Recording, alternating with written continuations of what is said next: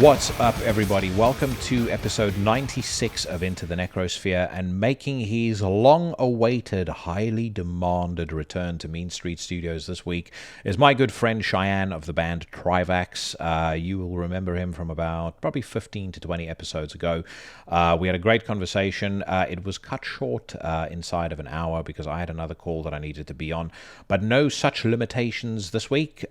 We spoke for nearly 2 hours about a whole bunch of stuff, including quite a few personal things, new Trivax music, black metal, pro wrestling. It's a really fun conversation. I am sure you are all going to enjoy, and it's going to be coming your way very shortly. Because it's quite a long one, there is no news or reviews this week, but I will review the new Lucifer and the new Cult Burial EP next week. So that'll come your way. I'll do a news section as well. So if you like hearing me talk trash, you can rub your little hands together and begin the countdown for 7 days from now. In the meantime, if you have not yet done so, hit the subscribe button on whichever your podcasting platform of choice happens to be, whether that be YouTube, Spotify, Stitcher, Apple Podcasts. I don't discriminate. I just push out the goodness to whoever will host it. Also, follow the show on social media. I'm on Instagram, Twitter, and Facebook. And if you want to truly rep your love for the show, then head over to the Teespring store, and you can pick yourself out a t-shirt, a hoodie, or whatever else catches your fancy. They work great when you're trying to impress the ladies. They work great when you're at the gym, and they work great for smart, casual, formal wear. Yeah, check that out. And thanks to everybody who has bought something off that store. Like I said, it's not going to my personal Ferrari fund, but it does help me invest a little bit of money into the show to make it look and sound better. On that note, I am going to welcome back to the show for the second time ever my good friend Shayan of Trivax.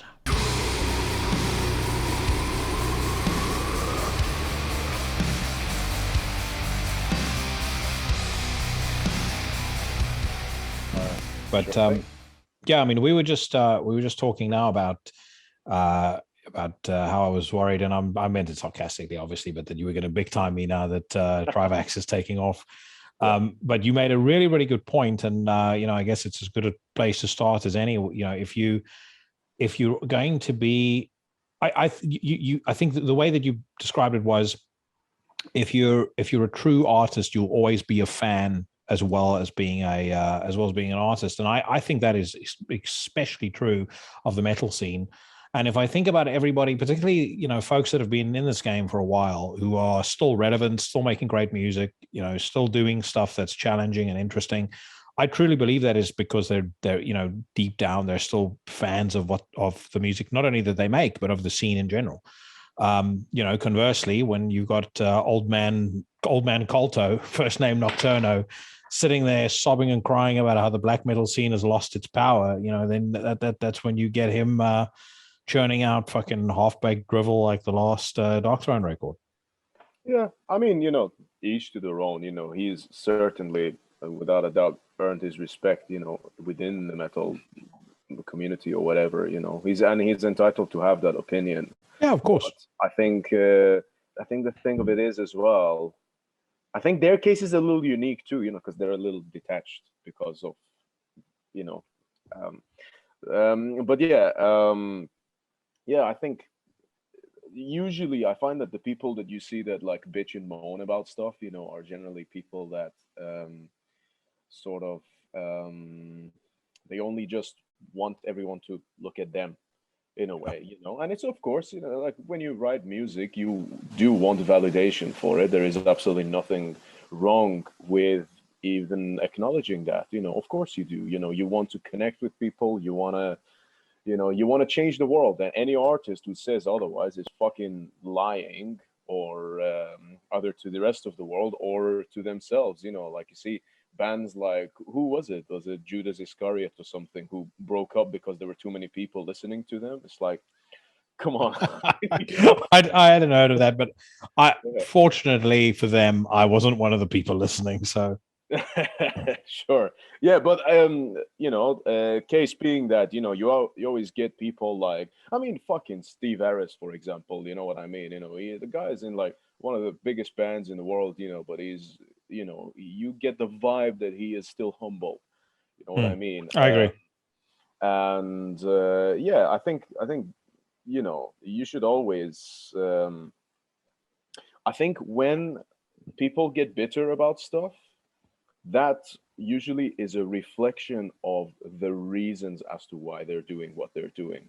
Yeah. Because I think that really, I mean, you can do what the fuck you want and have whatever reasoning you want for it, but really, I think that especially when it comes to something like metal, where the whole basis of it is on some degree of camaraderie, if you will, is that without necessarily wanting to go along to get along, there is a certain degree of, even though I'm not the biggest Pantera fan in the world, Dimebag Darrell said it very I'd well. say. Don't Yeah. you be talking trash about Pantera, mate. I am not, but I'm actually complimenting what he said, and it Yeah. was that we're all just sharing riffs, you know. And I think that's really the best way to look at it. You know, no one's better than no one else, you know, because at the end of the day, it's all down to taste as well. Otherwise, so many of these shitty bands wouldn't keep getting booked in the UK, you know. So, you know, Agree. No, yeah, I think 100% agree.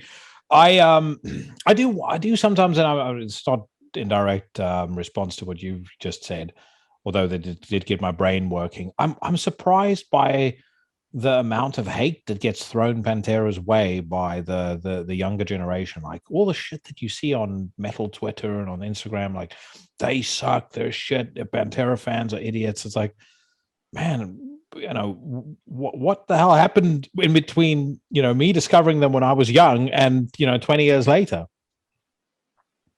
I don't know, a bottle of wine, perhaps. I don't know, mate. I I don't have know. not. I again, like I said, I'm not a fan, but I have nothing respect for them. I think what they achieved as a band was a huge accomplishment. I like some of the shit talking that happened between them and Metallica back in the '90s. Because Metallica was kind of selling out at that point. Well, quote unquote selling out, whatever you want to call it. Yeah. You know, I have great respect for both bands. Do you have But any songs that you like off of Load or Reload? Bleeding Me is a cool track. Yeah. Yeah, Uh, I'm gonna say something very controversial now. I think that might actually be one of my favorite Metallica tracks. sure, Um, cool. and weirdly, it never was. It's just as the years have progressed and maybe the gray has started to set into my beard, I've just grown to just absolutely adore that song. I think it's fucking incredible. I think it's such an underrated song by especially folks like you and I that are into more heavy stuff. And really for us, Metallica kind of died when And Justice for All, or straight after And Justice for All came out, and they got popular. But yeah, it's a phenomenal song, Bleeding Me. I mean, I would take Bleeding Me over anything that they did from Black Album onwards, quite frankly. Sure. Wow. Okay, that's Yeah. cool. I don't like Death Magnetic, and I really fucking hated the last record. And it's not for any reason that I just feel neither of those albums feel authentic to me. It Hmm. feels to me like they're making music, they're trying to make heavy music, but the heaviness is no longer in them. And I get it. If you're worth $180 million or $350 million or whatever James is worth or Lars is worth, what do you have to be pissed off about? How are you going to get authentically angry about, to be able to make truly angry music? I'd wager that even, that problem even struck Slayer towards the latter part of their careers. They became more and more successful and older and more settled, and things worked out for them.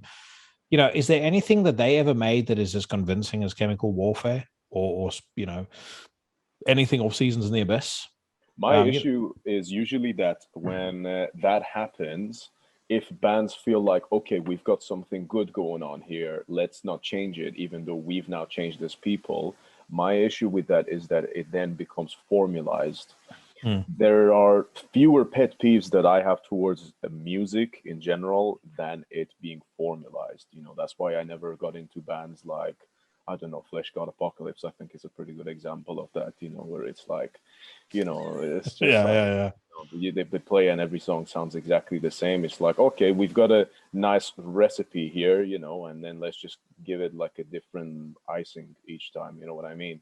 Yeah. Kind of how I look at it. Cataclysm is the same way for me.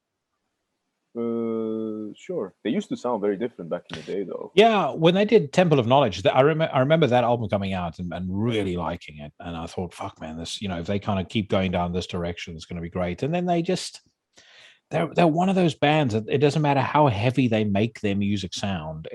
It just doesn't sound. It doesn't convince me.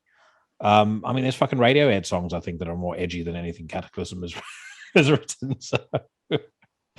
And by the way, I'm also going to confess right now, I think it's partly because of the hi-fi stuff that I'm into, but there's nothing better than Radiohead for testing hi-fi. I mean, there's some tracks on Kid A and Amnesiac that just if you're testing a high-end speakers, I mean, you can't be sitting there listening to Hate Them or Blaze in the Northern Sky. Radiohead works very well. Yeah, so. Sure. I mean, yeah, I mean, that's great. Personally, I would never even let shit like that near my doorstep, but each to their own, Hey man, we'll go with the hi-fi speakers. As I'm sitting here coughing and wheezing like an old man, how are you feeling? Because you tested positive for the COVID right around. And by the way, when I say the COVID, the comedian Paul Chowdhury. I don't know if I do. No. He's this I can't remember. I don't know where he's from. I don't know if he's originally Indian or what he is. But he over Christmas he had COVID and he had these videos that he was putting up like, everybody, I just want to let you know I've tested positive for the COVID. A bit of the Corey Taylor school of things, then, yeah. Well, what kind of he was funny. Corey Taylor with his fucking out of focus Nokia 3210 pictures that he's taking. Could have got the same people, who like film adverts for charities and stuff, maybe. Oh God, terrible. Similar kind of imagery, but so you tested positive for the COVID around the same time as me, right? Same day as yourself, in fact. Yeah, dude, I was at fucking death's door, man. I literally felt. I don't think I've ever been so sick in my entire life. Yeah. And I've had lingering after effects. I feel okay now. I'm back at the gym. I have about a handful of fucking supplements every single day, including T-Force. I've got this thing called Ultra Performance Vitamins. Like whatever I could lay my hand on, I'm having. But if I hook or by crook, I feel better, even though my taste and my sense of smell is still fucked. But how are you feeling? To be honest with you, I feel good, man. Yeah, I feel fine. I've actually kept both of because this was the second time I had it. I've kept both of them under the wraps quite well. I mean, I'm a notoriously private person anyway. No one knows what the fuck I'm doing. No one knows where I am, where I live, where I work. No one, like even if I make people feel like I'm revealing stuff when actually I'm not. I'm just creating an illusion. That's kind of how I operate in my life. But in regards to that, the second one that I had, I think opposite to yourself, actually. The second one wasn't that bad. Lasted 2.5 days at its peak. I was on my ass a little bit, I'll be honest, but I've recovered. Everything is like slowly coming back as well. I didn't have too many issues at the show last night either, which was actually, I was a bit like, am I gonna fucking start gasping for air or some shit, or but it worked out. It worked out fine. The first time that I had it, however, and oddly enough, we were actually on tour with Trivax because we were playing some shows down south of England, and I had it. I think I had it for my drummer, and then our bass player had it as well, and then all three of us were fucked. But then, I think mine hit me really bad because just as we came back from that tour, we were anticipating to go on more dates, and also to clarify here as well, I didn't know I had it at the time. I was just feeling rough as fuck, but none of the things that I had matched what they said it would be. But I then became pretty much sure that that's what it was, because after I got dropped off here, the guys went, and I'm there thinking, okay, I've got one more week to just chill out, do whatever, because I was going to be off work anyway. And then the weekend after, we were going to continue playing some more shows on the other side of the country. And then obviously the lockdown actually hit that week. So I think we must have played literally one of the last shows in the country, like ever. On the 15th of March in Exeter was our last one. And when lockdown happened, I went 8 weeks without seeing anyone, the first one. And out of that 8 weeks, I would say about six and a half of it, I was peak ill. Jesus. Yeah. You know, to the point where I even tried calling an ambulance twice. Both times they were like, because of your age, you know, you're young, you know, healthy, young buck. Yeah, stallion, you know, and you're not supposed to be ill, so fuck you. Yeah. Stay at home, take whatever you can get your hands on, you know, like, you know, everything from, of course, zinc to meth, and you know, you should feel better. Yeah. And yeah, but that was really horrible. I still have lingering effects from that one, actually, but from and actually it damaged my nostrils too, weirdly enough. Is your smell still okay and you can taste okay? It's come back a little bit more now. Yeah, taste came back first. I think it's done that for pretty much everyone. This is like very obviously artificially designed situation. Fuck yes. You know, like, I've said this as well. There's like with everything I've experienced, there's no fucking way anyone's going to be able to tell me that this is not artificially designed, because it's literally like it hacks into your. I mean, I'm speaking serious bro science here, but it does feel to me like it almost hacks into your body's blueprint and fucks around with stuff like taste, you know, sense of smell. Whilst I was really sick. I mean, I'm not sick almost ever, but I was feeling fucking depressed as well, like depression like I've not felt in my entire life. And then the other thing that happens is it's just like your appetite just completely goes away. Like you just don't want to eat. Yeah, I lost about 7 kilos in that time, which I'm pretty happy about. But yeah, it's the weirdest fucking disease I've ever had in my life. No, absolutely. I think the blueprint thing that you mentioned, that's actually a really good way to put it, you know, because it makes you think, you know, like, why of all things are you just trying to fuck with my enjoyment of life? You know, you're just supposed to make me sick. Why are you taking these things away? Yeah, you know what I mean? That's actually spot on. It's like it attacks your quality of life. That's exactly what it is. Because I obviously I know about the folks with testosterone deficiency and stuff like that after that as well. Hence why I got straight on the T-Force as soon as I possibly could. So.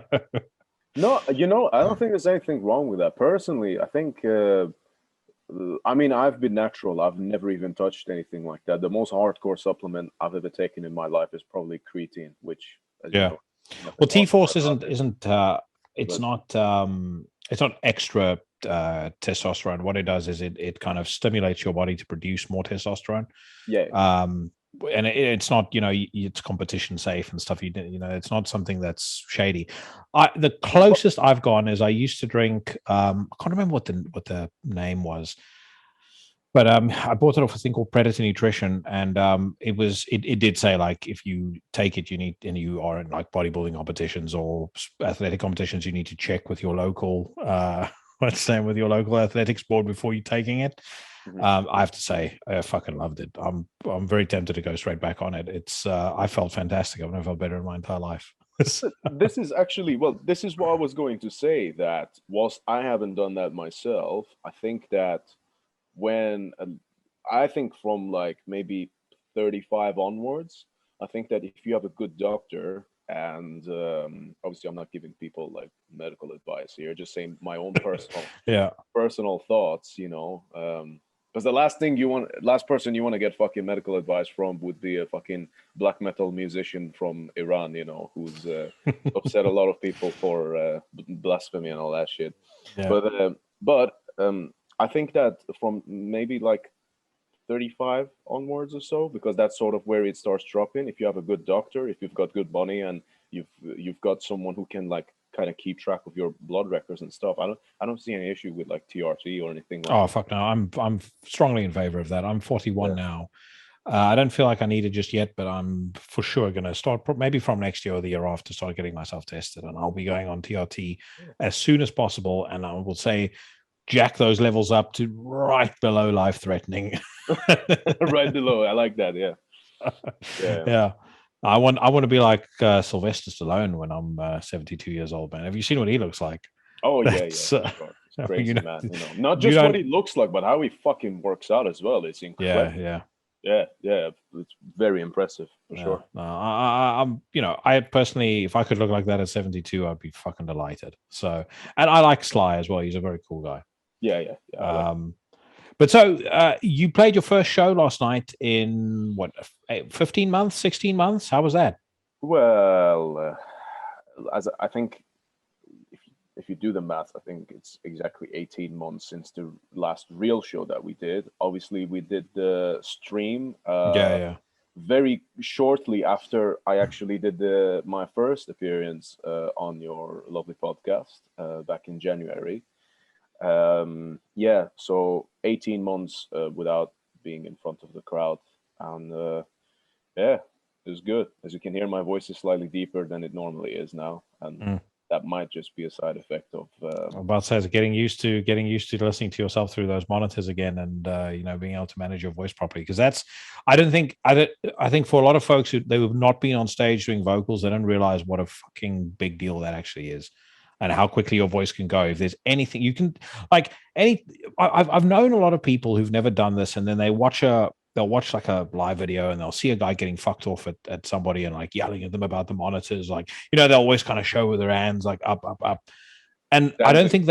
I don't think they realize like how big of a deal it is if you can't hear yourself, because especially if you're doing these kinds of vocals, you'll blow your voice out inside of one song.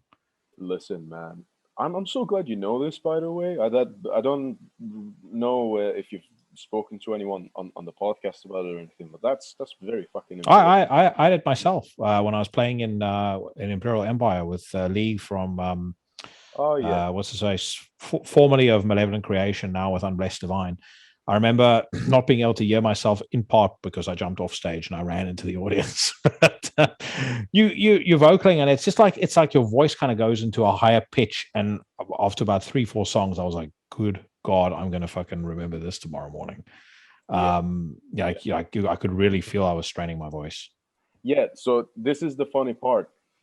I was talking to my guys earlier. I mean, I should open a bracket here as well, but like Trivax shows for me, it's a fucking, it's a spiritual experience. Once we're there and once everything is set up, I'm not fucking thinking about like, oh, like just like normal stuff. I'm in a state of I'm right back in the reptilian part of my brain at that point, like in a similar state that you would be if you were in a fight or, like just the complete primal um, sort of enforcement and engagement. But having said that, that was actually the biggest thing that I noticed last night was that on a physical spectrum, was that when we were playing, or even just when we did like a very quick sound check before, we started the show, I was like, holy shit, like the sound travels differently because whilst we have been playing in the last 18 months, we have done rehearsals, we've done everything.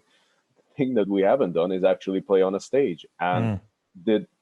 the way the vibrations and the sound and everything works actually felt really weird. But we soon enough came back into it, But yeah, it was even having a crowd there, it was good, but How big was the crowd?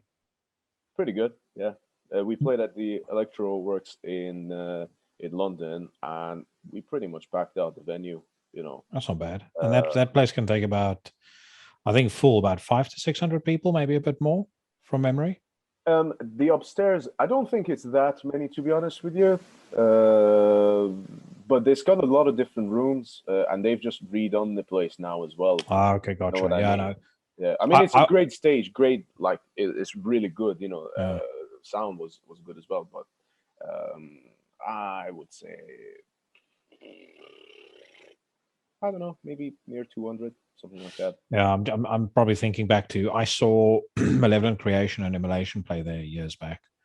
Um, but I might just be, I might be misestimating that number. But isn't Electro Works as well, where they have that what's that S&M bondage nonsense that they have? Torture Garden.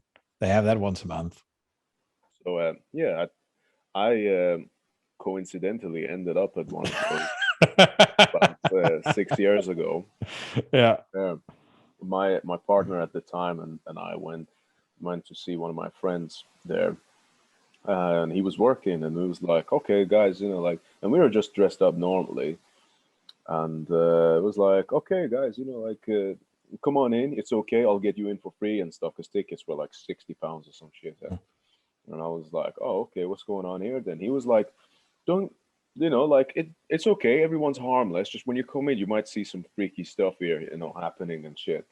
And I was like, oh, okay, And then we went in, and fuck, first thing I see is where they had like this area, where it's now a restaurant. There was like four different benches, where people are there like fucking spanking each other and shit. And then there was like the thing I'll never forget. There was a disabled old couple, and the guy had a fucking leg missing, and they were just sat there fucking electrocuting each other with these sticks.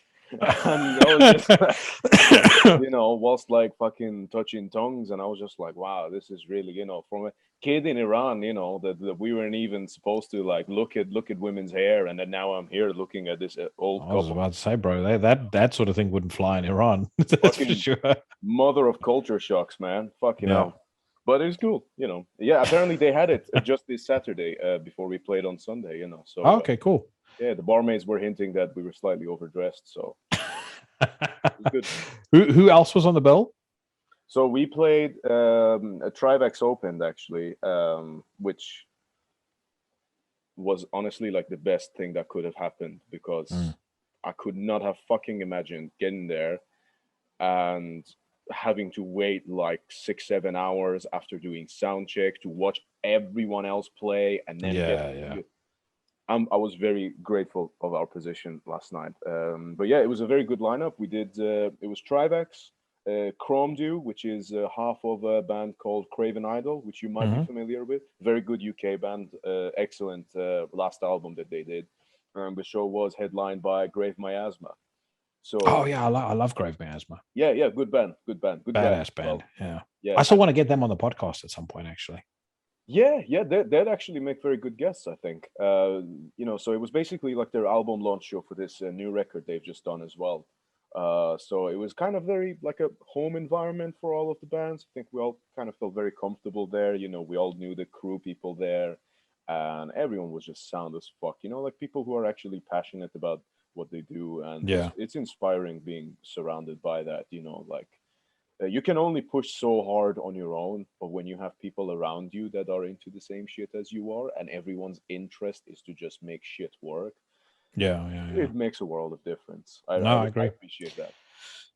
I tell you this much, man. Based on those snippets that you shared with me of the new Trivax music, I don't see a lot of opening slots in your foreseeable future. If there's justice to be done, and I don't, I'm not saying this to placate you. I mean, I'm a pretty straight shooter on this podcast, but Sure. genuinely, if record labels have their fucking ears open and somebody decent picks that up, I think I think it could be very big. It's fucking fantastic, really, really good.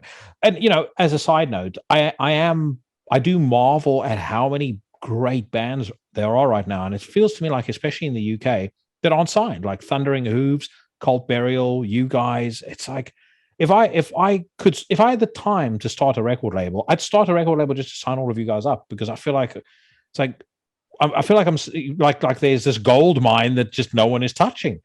But man, that new Trivax material made I like the stuff that you guys did before, but this is a serious step up. Thank you, brother. I very much appreciate the words, first of all. Yeah, I mean, what can I say? Imagine the fact that I've been fucking sat with this motherfucker for like, like a year and a half, 2 years since we've actually done it.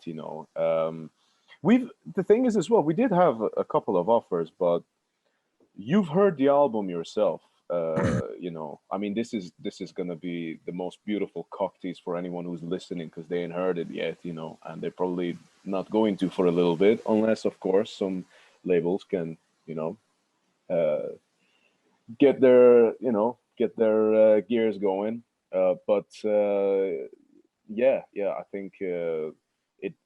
If we're releasing it, we also need to do a release that does it justice as well. Yeah, I mean, yeah. I'm not too picky, but I ain't gonna fucking do like a limited 100 digipack release for an album like this, where it's gonna be like exclusive to just one label. That can very kindly get fucked. But also, at the same time, we're getting very close, I feel, to just finding the right thing for it. And we've worked extremely hard to make this album happen. We've worked very hard, both from a creative standpoint, from everything. The artwork. I don't know if I've shown you the artwork yet. No, no, I've not seen it. You will. I'll send you a Oh, preview I'd love to see it. after the podcast. But yeah, it's I'm extremely proud of it. I think it sounds fucking great. Even as a fan of this genre, I think it really kicks ass. But also, it was just fun to make. Mm. But I feel somewhat repressed at the moment because I'm like, we've got this thing, guys. Hello, someone wanna, you know. I'll just comment on a point that you've made there. You say it was fun to make. You can hear that. I talk about this a lot on the podcast. When I listen to new music, you can hear when a band is really in their element, and you can hear that was, you guys kind of hitting your straps and doing what comes naturally, or what you were inspired to make. I'm not going to go down the examples of bands that haven't done that recently, but I've spoken about that a lot on the show. But you can definitely hear there was true inspiration behind what was going on there. Which again is one of the biggest compliments I can give you, because again, it sounds like the music just kind of came out of you.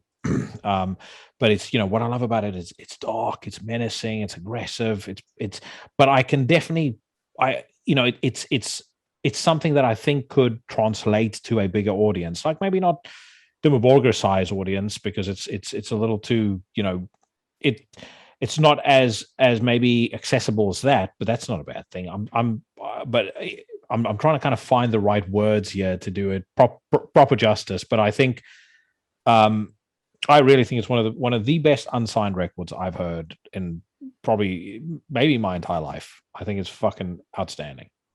Wow, that's holy shit! Wow, thank you, man. So yeah. Crazy. And again, if I had a label of my own made, you get signed up straight away. But I was going to ask you. I mean, you mentioned you've been getting a couple of offers. So without obviously going into detail about who they're from, I'm curious, what are some of the kind of biggest scams that the industry tries to pull, or, especially on a young band like you guys, or a band that, that's new to being in that position? Sure. What are some of the kind of common things that you see in contracts? What's some typical music industry bullshit that you can share? I mean, you get all kinds of stuff. You know what? Funny, actually, this is quite fresh, so I'm glad you asked. I recently got contacted by this. I won't go into details because I don't want it to sound like I'm outing anyone here. Like everyone does this kind of bullshit. Promoters do it. Everyone does it. The whole music industry is a fucking scam. And I still love it. I very much enjoy engaging with all aspects of it.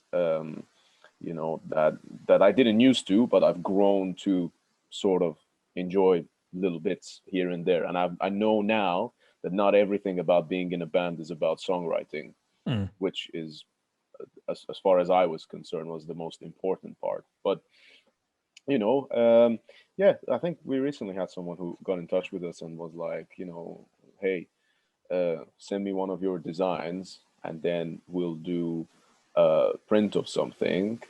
I'll send you like 40 of it, and then I'll print like a 250 in total, and then I'll sell the rest of it myself. It's like, well, motherfucker, this is like, you've got our name, you've got a design that we fucking paid for, commissioned for, we came up with the idea for it, and now you're just gonna give us that, like, Yeah. and it's like, but the thing is, and this goes back to the album as well. You know what I mean? Like labels and all these merchandise places, they don't really owe us anything. You know what I mean? But it's like sometimes, we're in a tough position at the moment, because I think you will understand this now, having heard the album, that if the album was already out, a lot of these sort of arguments would already be out of the way, I would think. At Yeah, least yeah. not to such a, they wouldn't be down to such an insulting degree of, you know, like I'm gonna build a house, under your name, and then I'm gonna give you the fucking shed, kind of thing. You know you what I can mean? you can sleep in the garage. Yeah. Yeah, yeah. So yeah, it's just finding the right way to hopefully get this released.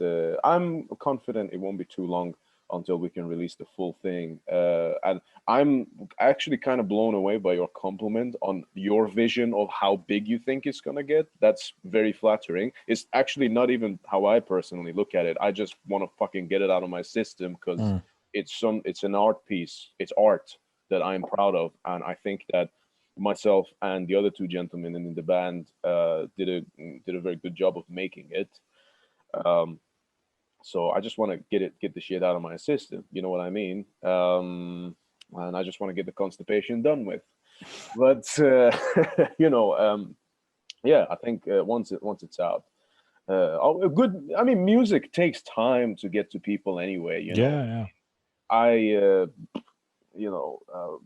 When I was first getting into like a lot of black metal and stuff, it's like albums that have already been out for like what 10, 15 years or whatever, but it's like it's cool, you're still allowed to be a fan of that, you know what I mean? Mm. So I expect that once we release this album, the biggest fans of the album might not even be people who hear it straight away. You know what I mean? Like it's one of those things. So as far as Yeah. I'm concerned, it's just an art piece, and I'm just looking for the right moment and place to release it. And by the way, as well, one thing that's important to keep in mind as well, in case any of this discussion gives off the wrong impression, I'm not being difficult, in terms of like dealing with anyone or like labels or things like that. We're actually more flexible than I think people realize we are as well. I think the issue is that um, it's like there's no middle ground to it. We either only have fucking scammers and assholes trying to get in touch with us and rip us off and whatever, or actually, believe it or not, 95% of it is just non-responders. Mm. You know what I mean? Or people who respond initially and then they'll just disappear into the mist afterwards.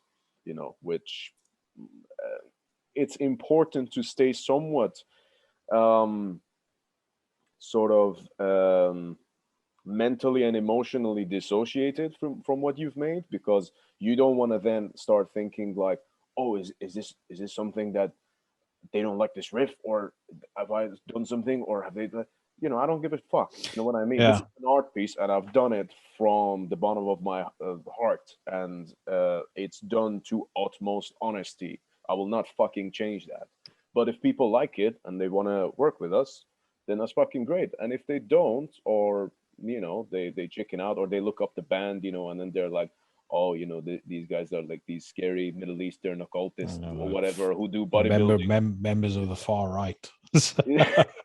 Well, Trivax has never really been political anyway, you know what I mean? I'd even go as far as saying that if we're talking about political things, I think that there's one thing that we all have in common, and that's that we're always learning, we're always trying to understand things, but also that no doubt there are points where we probably have different opinions. Where we share our passion is in dismantling Islam. Yeah.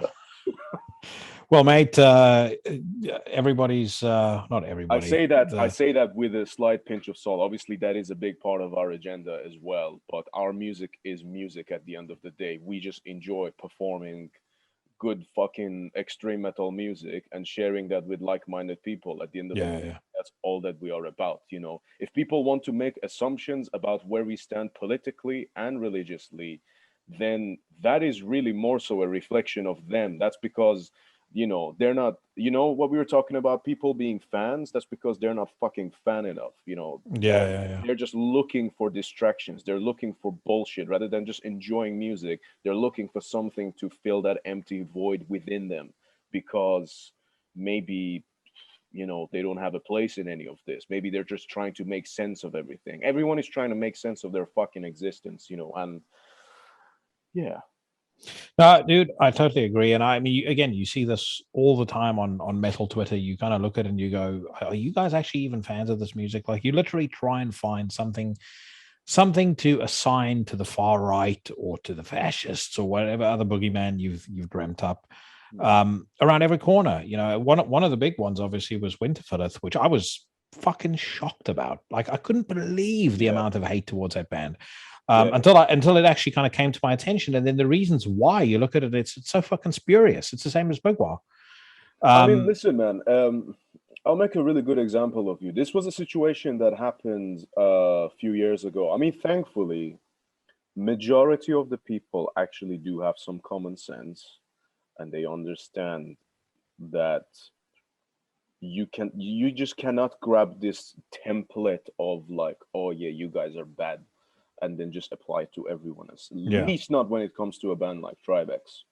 But we did have a situation, as I recall. It wasn't like a big deal or anything, but it did really fucking piss me off. And this was back in February 2018, where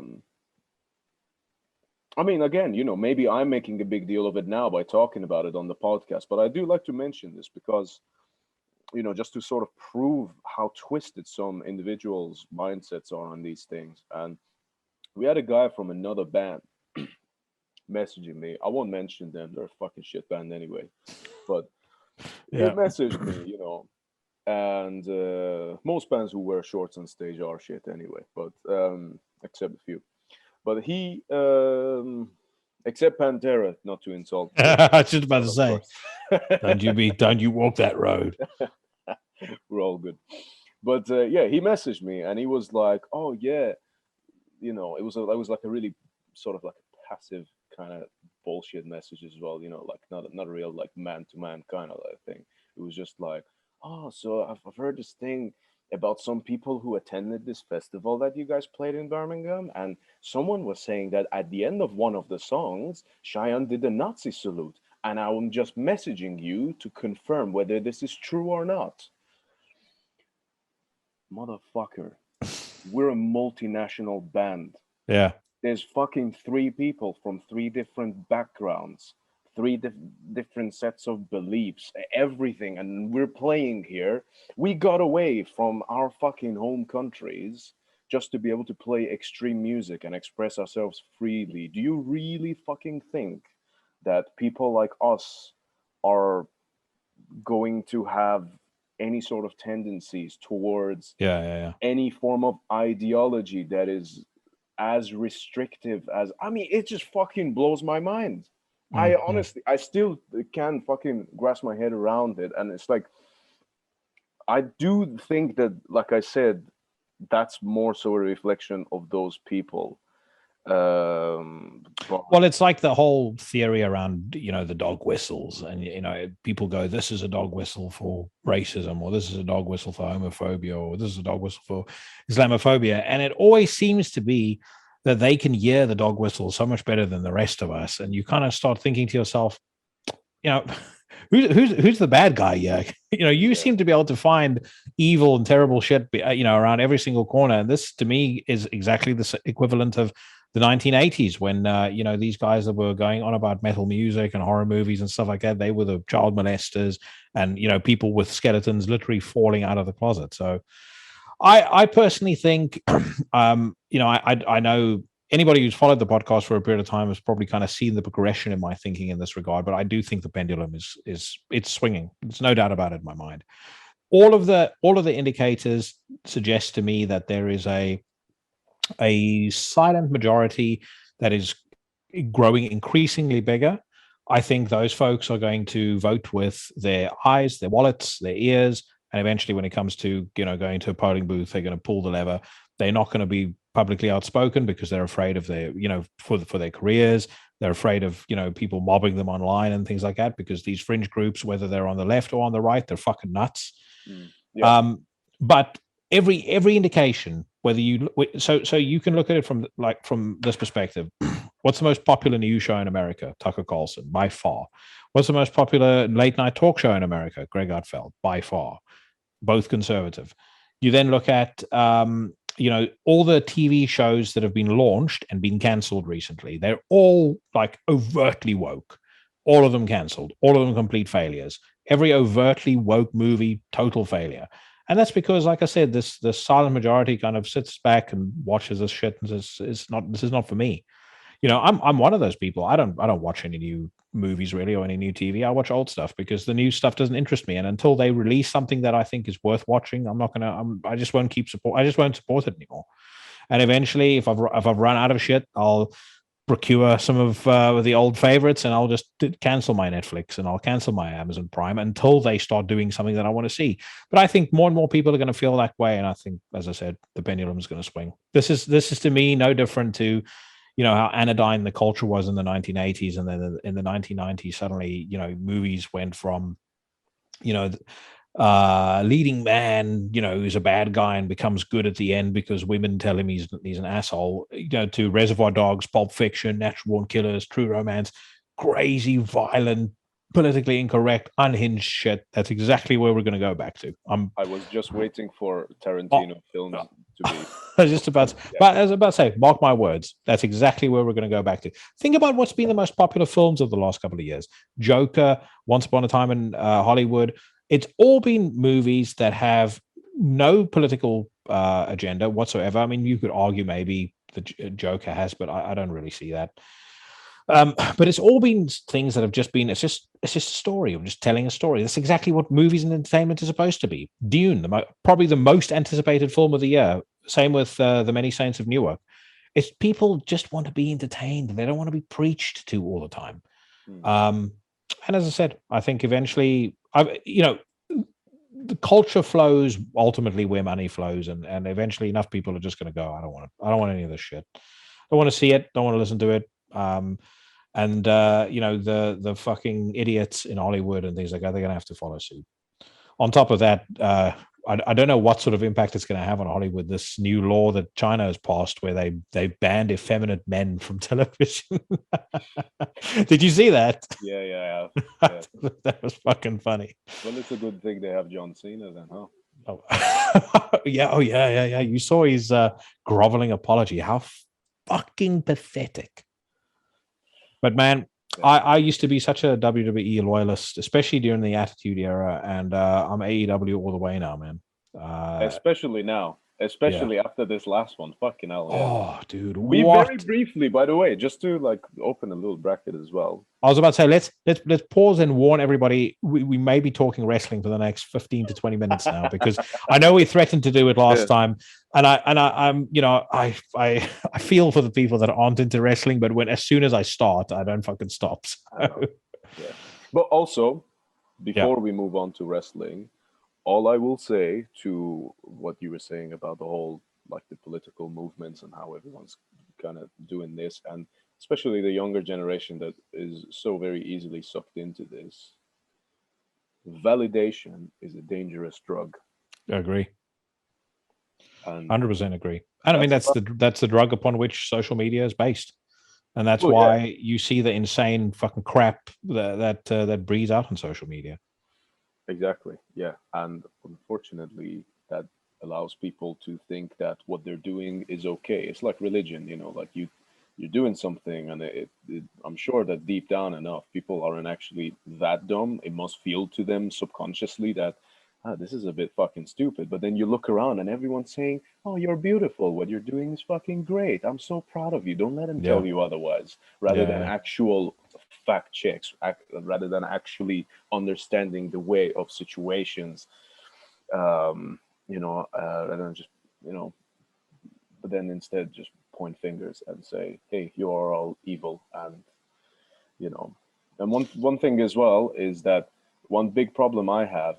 I mean, I come from a country where I got away from there to have freedom, and I think that in a way, I almost wish that I was as privileged as some of these people are. To have such a misconception that is actually mostly based on the fact that they are free, where they think that they're not, where they think that they're being oppressed or whatever. You know what I mean? That's Mm. it's really cute, Well, actually. that well, Yeah, that's the thing, man. In America, it's especially bad. There's yeah. one of the freest and most equal societies on the face of the earth, and then they go on about how oppressed they are. And America was never great. No borders, no wall, no USA at all. I'm busy reading Andy No's book, Unmasked, at the moment about Antifa, and it's nothing that I didn't know, just from various other things that I've seen. But I mean, again, that kind of thinking, it's such a fucking cancer in society. It just holds everything back, and it turns everything into a fuck up. It's very counterproductive, that's for sure. That's exactly what Yeah. it is. It's counterproductive, and it's this mentality where, and it's a real kind of Generation Z millennial thing, where especially in the like a Western millennial Generation Z thing, where utopia has to happen overnight. Like, fine, there might be a couple of social changes that are worth you fighting for, but they're not going to happen overnight. You can't take one group and then counter oppress them because you believe that they've been the oppressors for years, and then not expect there to be some sort of pushback. But instead of uplifting everybody, instead of being positive, and instead of thinking about, okay, how do we find a middle ground here that suits everybody, or at least helps us achieve some of our needs. No, instead we burn down stuff. Property. Oh, sorry, people over property. This is the other fucking thing that they wheel out. Even though if you burn down people's businesses and they can no longer make a living, that affects the person directly. But I don't even want to go down that fucking route, because from my perspective, mate, all that should be done is those people should be loaded up into a plane and airdropped over the Pacific. But planes cost, and they cost fuel as well. Well, it's emissions, mate. Need to think about that too. Yeah, all the vegetarians that want their stuff. But actually, you know what? I'm gonna really like. If I I start was getting going to into say to this you, stuff, I'm gonna break a lot of hearts, I think. So you and Russell need to jump in the car at some point, mate, and come over here, yeah, and we'll grill some steaks and we'll listen to music on a decent hi-fi. that sounds fucking great, man. Yeah, Ross is actually a very good friend of mine as well. Yeah, he's a cool guy. I like him very much. Do you know that he actually helped us record the album? Yeah, I think he actually mentioned it when I spoke to him on the podcast last week. Okay, cool. Yeah. No, he mentioned. I think he just kind of alluded to it and said, "Yeah, I might have had a hand in recording that." So. Oh yeah, no, we had a very fucking cool I think 3 or 4 days together. No, in fact longer. Back in May, 2 years ago, when we were recording some of the parts, it was like that was a time I'll never forget. Because yeah, it was really good memories. And I also remember, because the intro of the album, without going into too much detail of like spoiling the album itself, there are instruments used on that aren't necessarily guitars or bass. And when I was trying to record that, it was doing his fucking nothing. Like I remember he was like sweating and getting so angry, because the sound was annoying him. And me being me, like typical fucking Shayan from Trivax, I'm like, I don't tell anyone anything. I'm just like, you press record, I'm gonna do this, and then you'll understand afterwards. And it was just like driving him nuts having to listen to this weird ass fucking instrument over and over. But so it was very funny. But yeah, great times. I remember us being on some form of psychedelic earthly substance and being on a sofa in the format of a sarcophagus, staring at the ceiling while Cult of Fire was playing. Is a memory I'll never forget. It was very cool. I like him very much. I've been meaning to, and this can be a prelude to the wrestling talk, but I've been meaning to. I actually meant to talk to him about Bloodstock and kind of get his take just on what the festival was like. Who the best bands were. But you were there as a audience member, right? Yeah, I went on Saturday. Just to see a little bit of everything. Now, what was it like? It's cool. Lineup like all right. I guess Saturday was the most tolerable day, but yeah, it was cool. It was actually quite a wholesome vibe, generally speaking. Obviously, like I'm a metalhead at heart, and metal runs in my blood. But oddly enough, I don't get along with all metalheads. And some of them You're kind of very much like me on that regard, mate. yeah, yeah. Some of them kind of like get on my tits a bit. But you know, How come? just their approach to stuff is just childish. Yeah, no, I agree. And I don't. I have never liked, and this is always been my gripe with the metal scene and with any scene. I don't like herd mentality, and I don't like flock mm, thinking.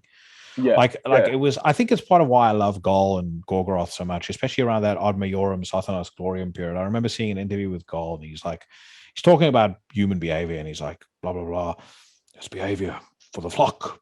And I thought of myself like I always make jokes with my one mate because he's exactly the same. And it's just like I don't like I'll look at something, oh, that's behavior of the flock. Yeah. I don't like being part of any sort of scene, or I don't want expectations attached to me just because I like certain type of music or I'm into certain anything. I mean, and that's true of everything. I mean, the hi-fi scene, wrestling, horror movies, music, everything. I'm my own man. I'll do what I want, and I'll think the way that I want. And these fucking idiots that think it's cool to not wash for fucking 10 weeks and look like slobs and have tattoos all over their face and just it's just not my kind of people, mate. The thing is as well, like each to their own, man. One thing that I always believe in is you do whatever the fuck you want to do if it makes you feel like Yeah, no, I agree. it makes you feel good about yourself. But also there's a certain degree of soul searching that it takes to really understand what actually empowers you, what makes you feel good. And when you do these things, you understand that getting shit faced every weekend is not something that makes you feel good.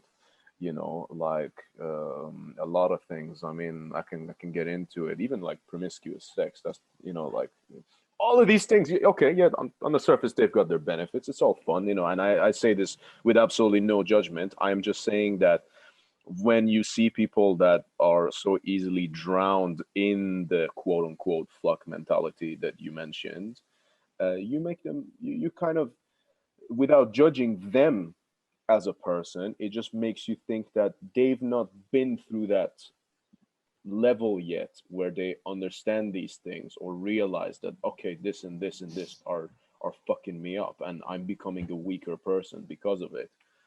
I myself have certainly had my fair share of all of those things. I mean, pretty much 90% of what's out in society is gonna fucking make you weak. You can, even like 95% of what you buy from a supermarket is not even fucking food. It just, like cereals are fucking bad for your testosterone. Vegetable oils, they're fucking bad for, like all of these things. There's a lot that kind of fucks with you. And not to obviously go on a tangent. But what I'm saying is, when you realize that certain people aren't really on that level, then it becomes kind of difficult to really respect them and Yeah, want to be engaged with them. You know what I mean? I that's wouldn't want to change anything about them because that's their life. yeah, Let them do yeah. what they want to do. And I'm the least preachiest person you will ever find. And like I said, I'm not judgmental. It's just for my own engagement and what I want to. I'm not interested. Yeah. Really. There's a Seinfeld episode where a character talks about how he met this girl, and when he first met the girl's dad, the dad looked at him and he said to his daughter, this isn't my type of guy." And I feel that way. It's like I totally agree with you. People can do whatever they want, but I also can choose to engage with and how I want with somebody. And I just, like I said, I mean, this has been one of the things that I've loved so much about this podcast. And I think I can say it now in particular as I'm nearing episode 100. Yeah. The Congratulations, by the way. Almost there, mate. Almost there. The community I feel like has kind of built up around this. I think of people that are very like-minded to me, and it's been great because it's kind of like it's not just been people that listen to the podcast. It's been the bands I've met as well and the people I've befriended, and I almost feel like it's kind of in a weird organic way. I feel like it's almost sort of its own thing separate to the typical metal stuff. And sometimes I'll watch like other metal podcast, or I'll look at stuff about Bloodstock as an example, and I go and it feels different to me, to the things, to the kind of the scene that I'm embedded in. And then, you know, part of that, and I know I'm sounding like I'm fucking drunk here, but I'm sort of just train of consciousness. Part of it makes me think, okay, well, maybe that's just, you know, it's my taste. So those are the people that I've chosen to engage with. But the great thing about it is I've realized how many of those types of people are around. You know, you, Mike, you know, I'm trying to think of, you know, specifically the people that have stood out as kind of part of that group. Sam from Antichrist Imperium and Werewolves. Same with Matt. You know, Sam Loynes to a degree. But yeah, there's been people that have been. It's been such a surprise meeting them as well, because you kind of, you sometimes when you are maybe not a loner, but when you're a free thinker, like I think you and I are, you go through phases in your life where you wonder whether there's, you know, all that many people that think like you, and you know where you fit in, and then you suddenly realize, well, actually there's a lot more folks that are like that. And yeah, I think that's been one of the biggest joys of doing this podcast. I know I've probably said that in the most clunky way imaginable, but hopefully people get what I'm talking about. But I definitely say that's been the thing that's been the most fulfilling about doing this project, and why we'll continue to do it. And actually, you know what? I have had the same thing. Obviously, you know, I'm being a part of it now, but I've actually had the same thing from just listening to the podcast as well. It's like, oh yeah, of course, this is cool. You know, it's like sometimes I'll be listening, you know, and then I'll get this feeling of just like, oh, I wish I could come in and say like, I agree. You know what I mean? Like I'm on the same page. You know, Yeah. and it's like that sort of thing is always good, but you always need to understand that like, um, you know, it takes time, it takes patience, it takes experience to understand things. You know, I mean, you can always be on the right path, but there's also nothing wrong with turning around and saying like, okay, well, 5 6 years ago I was a fucking idiot. You know, I meant well, but what I was doing was really fucking stupid. You know, not even that, you can go way further back than that. You know, and but what worries me as well, in a way, about the rest of humanity, but also makes me cherish finding like-minded people even more, is when I look at what it has taken for me to be where I am in my own mind, in my own life. I mean, I'm in a different point in my life than I was when I did the first episode back in January. A lot has actually changed for me in this time. But when I look back throughout time and see the shit that I've been through, I've put myself through, and everything that's happened, good and bad, for me to be where I am, and I still feel like I know nothing. I don't understand anything. You know, I just feel, sometimes I feel like a fucking pawn in a big game. You know, and I think there's actually nothing wrong with admitting that either. As much as you can get into the think of like free thinking and all that, but what this does is when I look at the rest of people, you know, I look at other people my own age, you know, and worse so, I look at people younger, teenagers, and I'm like, we're fucked. You know, like I look at what I've had to go through just to understand these very simple things. And when I look around, it's like, well, no one else seems to like get this stuff, or, Mm-hmm. you know, and it's like, holy shit, like unless every single person has to go through some like mad fucking experiences, and only if their head is screwed on tight enough, you know, and they have the right guidance or whatever, they might figure this shit out. But it's like it's very worrying, you know. But also, like I said, on the bright side, it makes me feel good, you know, to know that there are people out there that uh, sort of have experienced, you know, have faced certain harsh realities of the world, but as a result of that discipline, um, soul searching, you know, and just empowerment, self empowerment, they've been able to reach to this higher and different level of mindset, you know, Yeah. which is, Yeah. that's not to put anyone else down. It's just Yeah. it's heartwarming to know that that's still out there. Yeah, and I think, you know, I don't spend a lot of my time looking at how other people are doing. I'm very competitive, but I'm kind of competitive within myself. Like I expect the best of myself at work, Yeah. on this podcast, on in every single thing that I do. And I do often look back, and I think I spent an awful lot of my time, especially in my 30s, looking back and beating myself up over things that I'd done or things I'd said or things I wish I'd done differently. And it went down to such trivial nonsense as, getting stopped by a bully in the passageway at school when I was 13 and furious at myself for not beating him up. But it's stuff Yeah. like it affects relationships. It's a lot of things like that. And then eventually I got to a point where I just let everything slide. I just realized this is all part of the journey, and you got to where you are because of the mistakes that you made, as well as all of the good things that you did. And then actually the point that you made now about all of those variables that needed to come together for you to kind of get to the place that you are right now. It's true for, I've definitely reflected on that individually for myself. It becomes especially frightening when you have kids, because I'll often sit thinking to myself when it comes to my daughter, like, the path that I took, my parents for sure had an influence and played a role in it. But what I wrestle with is how much, because I feel like a lot of the things that I decided to do, like, I was pretty much straight edge and teetotal when I was at school. I never drank, never smoked, never did drugs, anything like that. And I'm glad I didn't, because when I was older and I was, and I did start to enjoy drinking, I think I could just do a lot of those things a lot more responsibly, um, than when you're a kid. But I think to myself, like, they never explicitly told me not to do those things. I developed these weird ideas where, that it's flock mentality, and it was kind of metal that drove me down that, which is why I was so distraught when I saw the Pantera Volca videos for the first time. It's like, why are they doing these things that I hate so much?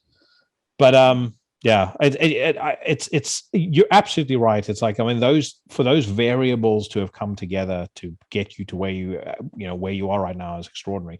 The other thing that I feel like it does make, though, I I feel like I experience certain things on a far more intense level than the average person, and it's particularly feelings around happiness and joy and love and loyalty and things like that.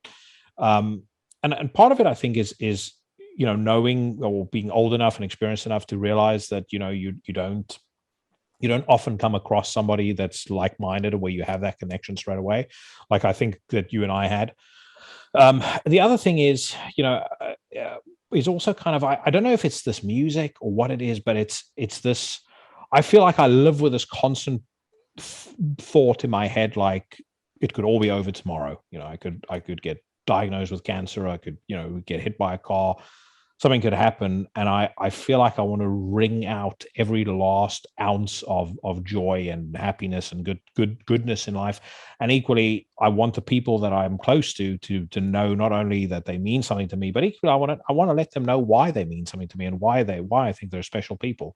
And that might sound a bit pansy-ish, but you know what I Not mean. at all. Because the Not at thing all. is, I think, as I said, I think it's important that people know that they mean something to you, but it's important they know why they mean something to you as well. Um, so I'll park it there. But yeah, I think you get what I mean, what I'm talking about. Yeah. Yeah, man.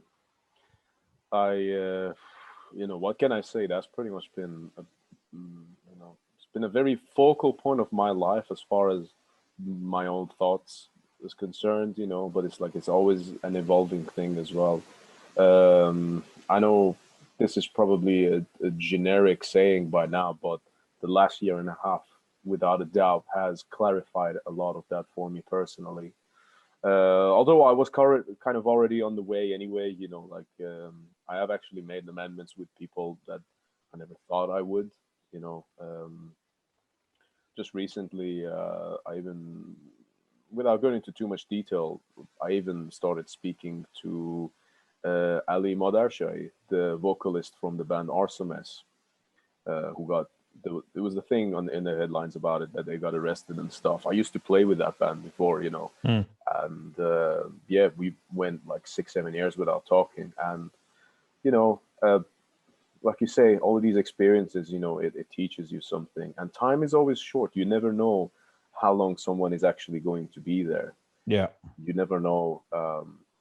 And this has been particularly the fucking tough one for me as well, because obviously I have lived away from my parents since I was 16 years old. since I moved to the England, and actually in 2 weeks' time, it will be 10 years since I moved here. Jeez. Yeah, Uh, I've rounded the bend on my 19th anniversary in February next year. I've been yeah. away from South Africa for 20 years, Wow. which is fucking nuts. I mean, I came here with £500 in my pocket and promptly spent a lot of it on bullshit, and then ended up having to for about 3 months literally sleep on my arm. I didn't have money for a duvet or anything, so I took the duvet cover that I brought with me and I just wrapped myself up pretty tightly in that and sleep. And I had £8 a week for food. I could afford one Sainsbury's meal a day, a 17p poor person's bread, and a bottle of Sainsbury's own Sprite, and that was it for the week. And I Good used to for you, entertain man. You've myself by going to WH Smith and reading books, or going to HMV and playing on the Xbox at the demo console. That's cool. No, good for you, man. You've obviously done quite well since, so that's definitely something to be proud of. I mean, for myself as well, I just came here, like obviously I wasn't an ordinary kid anyway, like I hope I haven't made any of the listeners feel bad by revealing my age as well. I already have fucking gray hairs. I've already been married once. I've done lots of fucking things. I've had my near death experiences and everything. I'm not your average person of Mm. this age. But yeah. When I came over, I just had my fucking BC Rich guitar on my back on the plane coming over. I was listening to The Mysteries on the airplane because I was like, okay, I know exactly what I'm going here for. And obviously, 3 months after I moved to England, I reformed Trivax with a British lineup. So this December is also the 10-year anniversary of Trivax being in the UK as well. But the thing that I was trying to say with that as well was, and I knew no one. Okay, I came here on my own. I left my family. I knew absolutely no fucker here, and obviously I survived, and I became who I am today. But um, the hardest thing about it for me, still to this day, is just the fact that I am now away from my family. That I can't, and not because I want them, but more so because I want to be there for them. And this is a very personal thing as well. I think only you get to hear this stuff on here. But yeah, that's always been the hardest thing. But every day I wake up, I try and remind myself to be fucking grateful for what I have. Even I try to keep in touch with people. Even though one thing as well is that staying in touch with people is more time consuming than we give it credit for. Oh yeah. But I still value that. You know what I mean? Without distracting from my own personal life and my own goals. I'm I value the people that I know. You know what I mean? I don't, even if I'm not like best friends with someone or whatever. You know what I mean? I always have people in my thoughts, and I hope that they do the same as well. That if they've got something to say to me, they do it whilst I'm around, because I don't know fucking how long I'm gonna be here. You know what I mean? So And uh, that's another thing that happens, mate. And I'm sure you've seen it already. As you get older, people that start to die, and that's another thing that fucks with you. It's like all when you're in your 20s, you feel like you're absolutely unstoppable, king of the world, and I've felt like that pretty much all the way up to my 41st birthday. But and then all of a sudden you start, I found out a while back a guy that was in my class just keeled over and died of a heart attack. I mean, he was fat, but all the same, he was still a very young man. Guy that used to, I was never big mates with him, but he used to kind of move around in the metal and the rock circles in South Africa. That I knew. He was a drummer for a band. He died suddenly and he was 46 years old. He had a stomach ulcer that caused a spike in his blood pressure. They couldn't bring it down, and I think he died of a stroke. So it's these things that start to happen that remind you that the journey is finite. You're not going to stay young forever. You're not going to stay healthy forever, and you're not going to be around forever. So you best enjoy it whilst you can. yeah, for sure. And I mean, my own mortality, more than anything, it just annoys me. It just feels like an inconvenience. It's more so when it comes to other people that I'm like, can you not just fucking stay around, like, yeah, Yeah, yeah. and the problem with it as well, I think this is something that every human being almost struggles with, anyone who's conscious enough to kind of pay attention anyway, and not just drink themselves to death and forget about what's happened. This is, again, not a judgmental thing. If that's what someone wants to do, fine, but it's that it's irreversible. I believe that there are, you can always like keep the spirit of someone alive, because when someone passes, then it's if I've looked into the eyes of a creature that died before, I didn't, obviously it was very sick, and um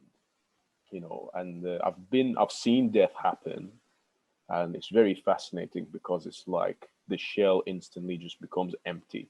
Mhm. It's not even a sad feeling. It just goes.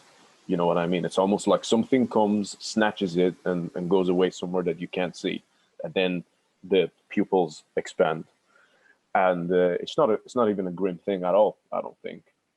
It's just a very weird, bizarre experience. But then it's like once that happens, that thing is no longer there. And but you can preserve the energy, you can preserve the memories, the connections, and all these things somehow.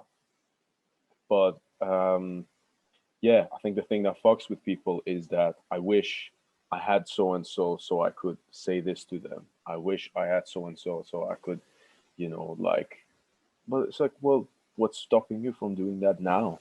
Mm. Why, like, I mean, I have a fucking, whilst I have a lot of humility in my life, I will also be one to admit that my ego can be relatively sizable at times as well, which is a good thing. I've learned how to approach that in a much healthier way now than I used to, especially trying to avoid it being at the expense of anyone else. I think it's good to exercise your ego in that way. I think you need it, to be honest with you, to survive. Um, but also that, um, like, how big is it? Can you not just like, just go talk to this person? You want to, that you should, but then it's like, oh no, but they did this, and then Mm. so I've learned to kind of like work around these things. I mean, I know that I say this, but there's probably like one or two people that I will never ever hear from. But There are a couple of folks I've written off yeah, in my life as well, and for good reason. But no, yeah, I know what you mean. yeah, yeah. What it is that it's just like, live every day as if not to live every. Oh, this is a bit like, I, we have a lot of. Like a Tony Robbins self obsession.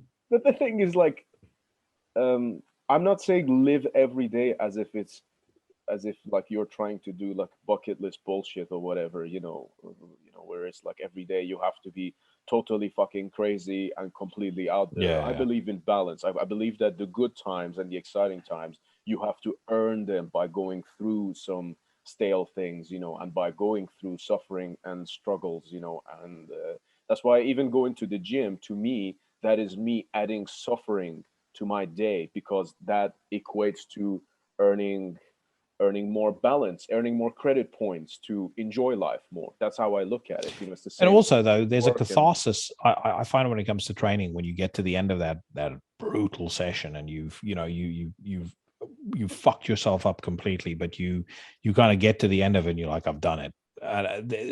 There's definitely there's a catharsis, and there's a sense of achievement to it, and I feel. For me, if I don't start my day with going to the gym, the whole day is rudderless. yeah, I don't have the level of direction or the level of focus that I would normally have. I need to have done some. I need to have achieved something. That was one of the things that fucked me up so much in lockdown. I mean, I get cranky and weird when I don't go to the gym anyway. Like if I don't train a good 5 days a week, then it's like I've got all this weird pent up energy that just can't go anywhere. Um, yeah, and to not be able to do that for a good 6 7 months would drive me fucking insane. yeah, yeah, Um, exactly. And the thing but is as well, for a lot of people, like that's what, as far as I'm concerned, and from my own experiences, that's a lot of that is what causes depression and everything, because subconsciously you're aware that, like, you're living, time is passing by, but you're not fucking doing anything, yeah, and that is yeah, at least somewhat of a way to justify it. Obviously there's more things, but I think that helps. But what I was trying to go with this anyway was that I try to live a balanced life. So I'm not saying to go like fucking bungee jumping every day, doing bucket list shit. It's like, you know, have sex with this person, and I always wanted to like Go to talk to Torture Garden women. and watch old people electrocute each other. Exactly. Yeah. Yeah, so I'm not saying to live every day like that, even though many of my own heroes, that's what they have preached, where it's like live every day as intensely as possible. I actually disagree. I say live every day the way that day is meant to be lived.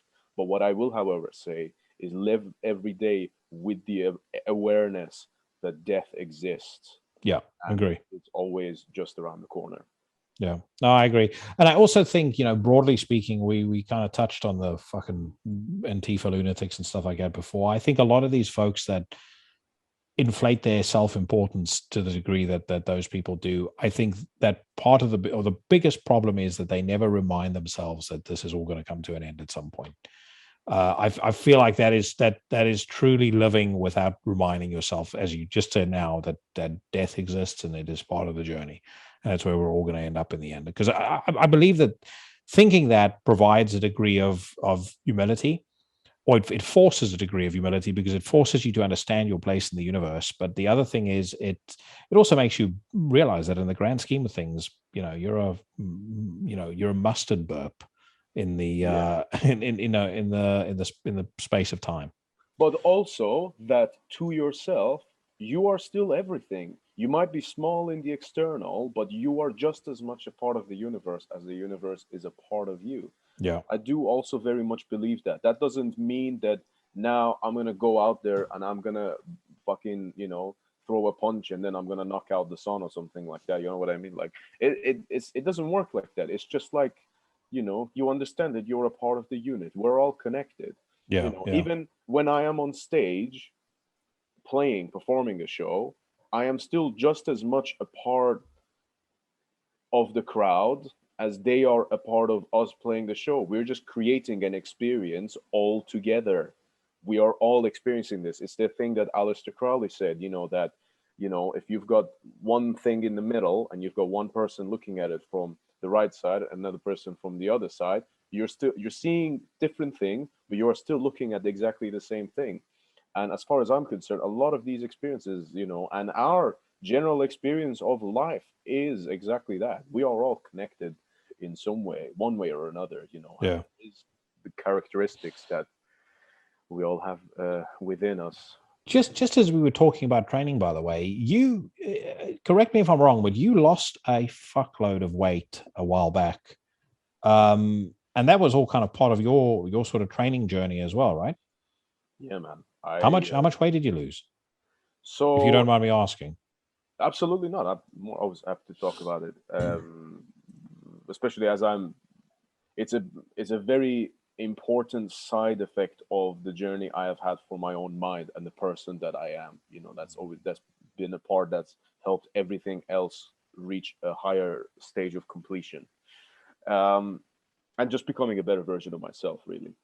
But yes, so back in February 2017, when I had to go to the doctors for having some health issues and etc.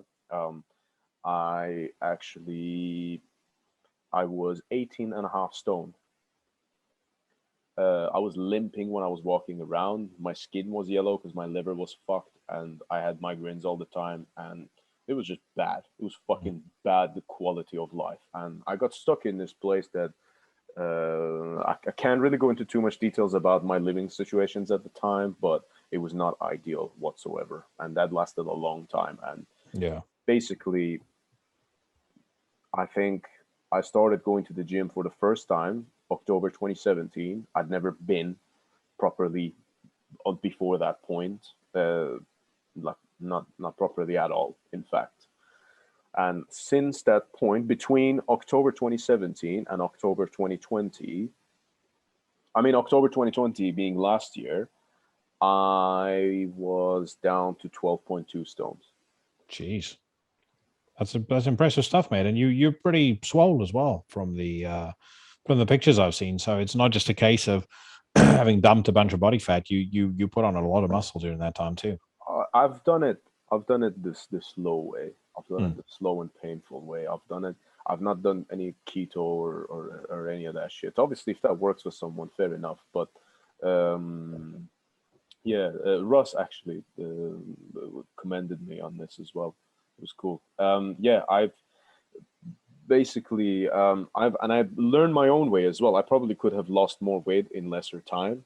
I know people who've done that. It's impressive, but it's doable. Um, but I probably could have done this better. But what it is that I did everything my own way so that I could learn. You know what I Mm. mean? I'm one of those people. If you tell me something, if you're trying to teach me something and you tell me it makes no fucking sense to me.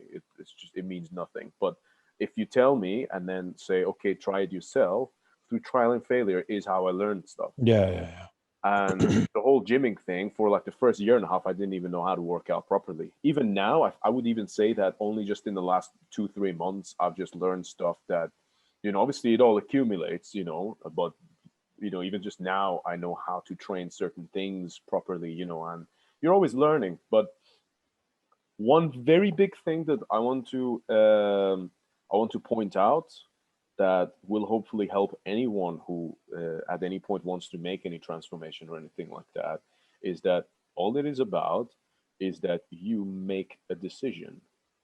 All it is a decision. You Yeah. decide that you want to become this person. You decide that, okay, the life that I'm living at the moment is just not working for me.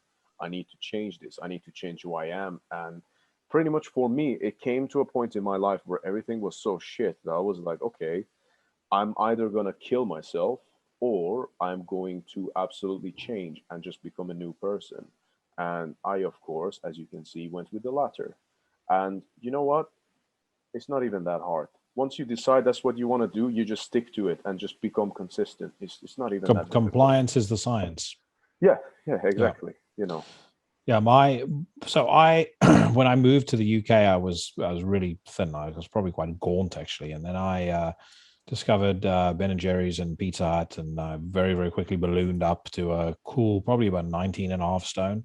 The UK Uh, has a very good way of injecting complacency into oh us. fuck I've yes! noticed this. Yeah. And then in 2005, I started going to the gym, and I thought, you started with twice a day or twice a week. Then I thought, okay, I wonder what I could achieve if I go 3 times a week, and then I wonder what I could achieve if I go 4 times a week and 5 times a week, and then I bought Triple H's Guide to a Better Body, Oh, and cool. then I Yeah. actually learned quite a lot from that.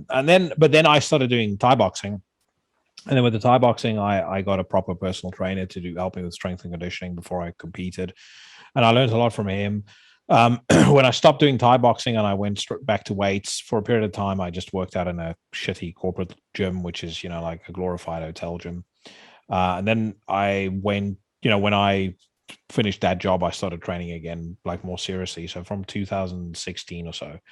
But one thing that I will definitely say about weight training, and people that don't do weight training won't get this, but there will be things throughout your life or throughout the time that you train or lift weights that you will one day have these eureka moments, and you could have been doing squats for 10 years, it doesn't matter.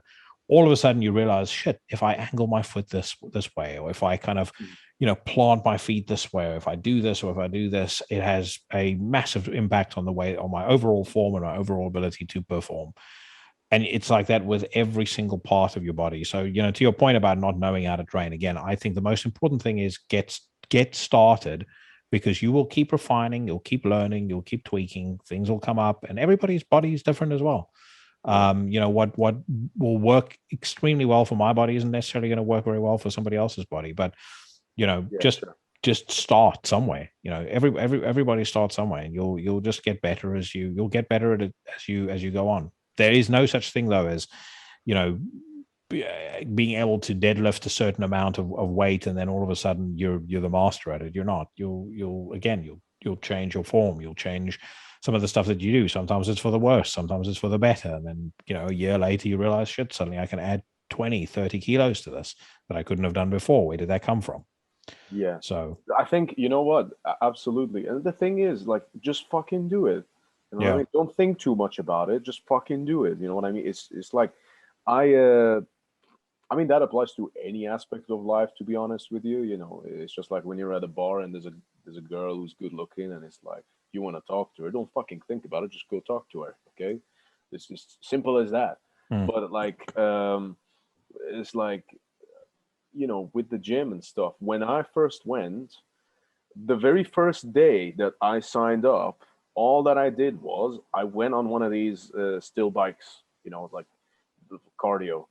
I did half an hour on it, and about fucking 15 minutes in, I was nearly in tears because of how much I was struggling. Mm. That's how fucking bad it was. But it's like you learn. Just because I did that, now I have a 5-day a week plan for myself that I've come up with, where one day I only go in to fucking train my delts. Yeah. You know what I mean? And you compare that to doing like just bike and then like nearly fucking dying afterwards and then going and lying down in the locker rooms, like almost like being so angry to myself, realizing that everyone out there in the world is living this life and I've got like a body that's not even functioning right enough to do the simplest fucking thing. Obviously I changed it, but just The fucking do it. and for anybody struggling with the motivation to get you there, the gain that you get in terms of confidence, quality of life, just everything is just better when you feel more Yeah, healthy, when your body is in better shape. And I mean, I'm it's just far from better. being in great shape. I put on a bit of weight in lockdown, and which frankly have probably been struggling to shift because I'm also a comfort eater. I work an extremely high stress job. I'm a very, very busy. So if I have a shit day, the first thing I would do, especially during lockdown, is right, ice cream. Where's the ice cream? It's like, Yeah, but as soon as you get it's also interesting when you go back to the gym. It's like that discipline is there to anchor you, and you're less likely to go eat bad shit or do stupid stuff. hmm, And then, like, side note, I'll also say I don't give a fuck what anybody says about it. I mean, veganism might work for some people, but the best thing that I ever did was to up the amount of red meat that I ate, because my fitness levels, my ability to lift weights, my strength levels went fucking from 0 to 60 massively, massively. It makes a huge difference. yeah. Um, And red meat and testosterone as well, I think, from yeah. what I If understand. you if you're interested, you should check out Stan Efferding's vertical diet.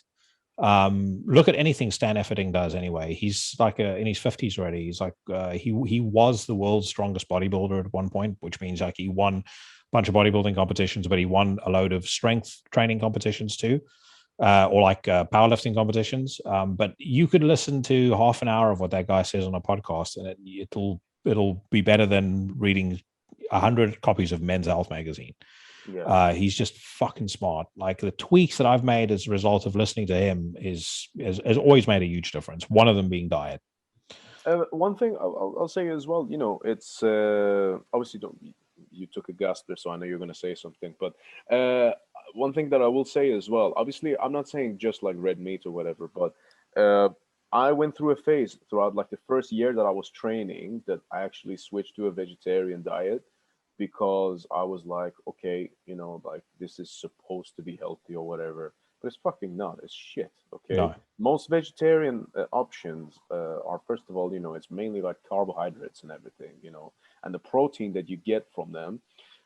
For anyone who's unaware, soy protein is actually the hardest form of protein for your liver to actually process. Okay, so it's very heavy for you on that. And I mean, obviously, there's the argument that soy actually reduces testosterone. I believe it has to be in extremely high quantities to even do that. But also, whether that's true or not, you also get elements like, with soy, you get pesticides.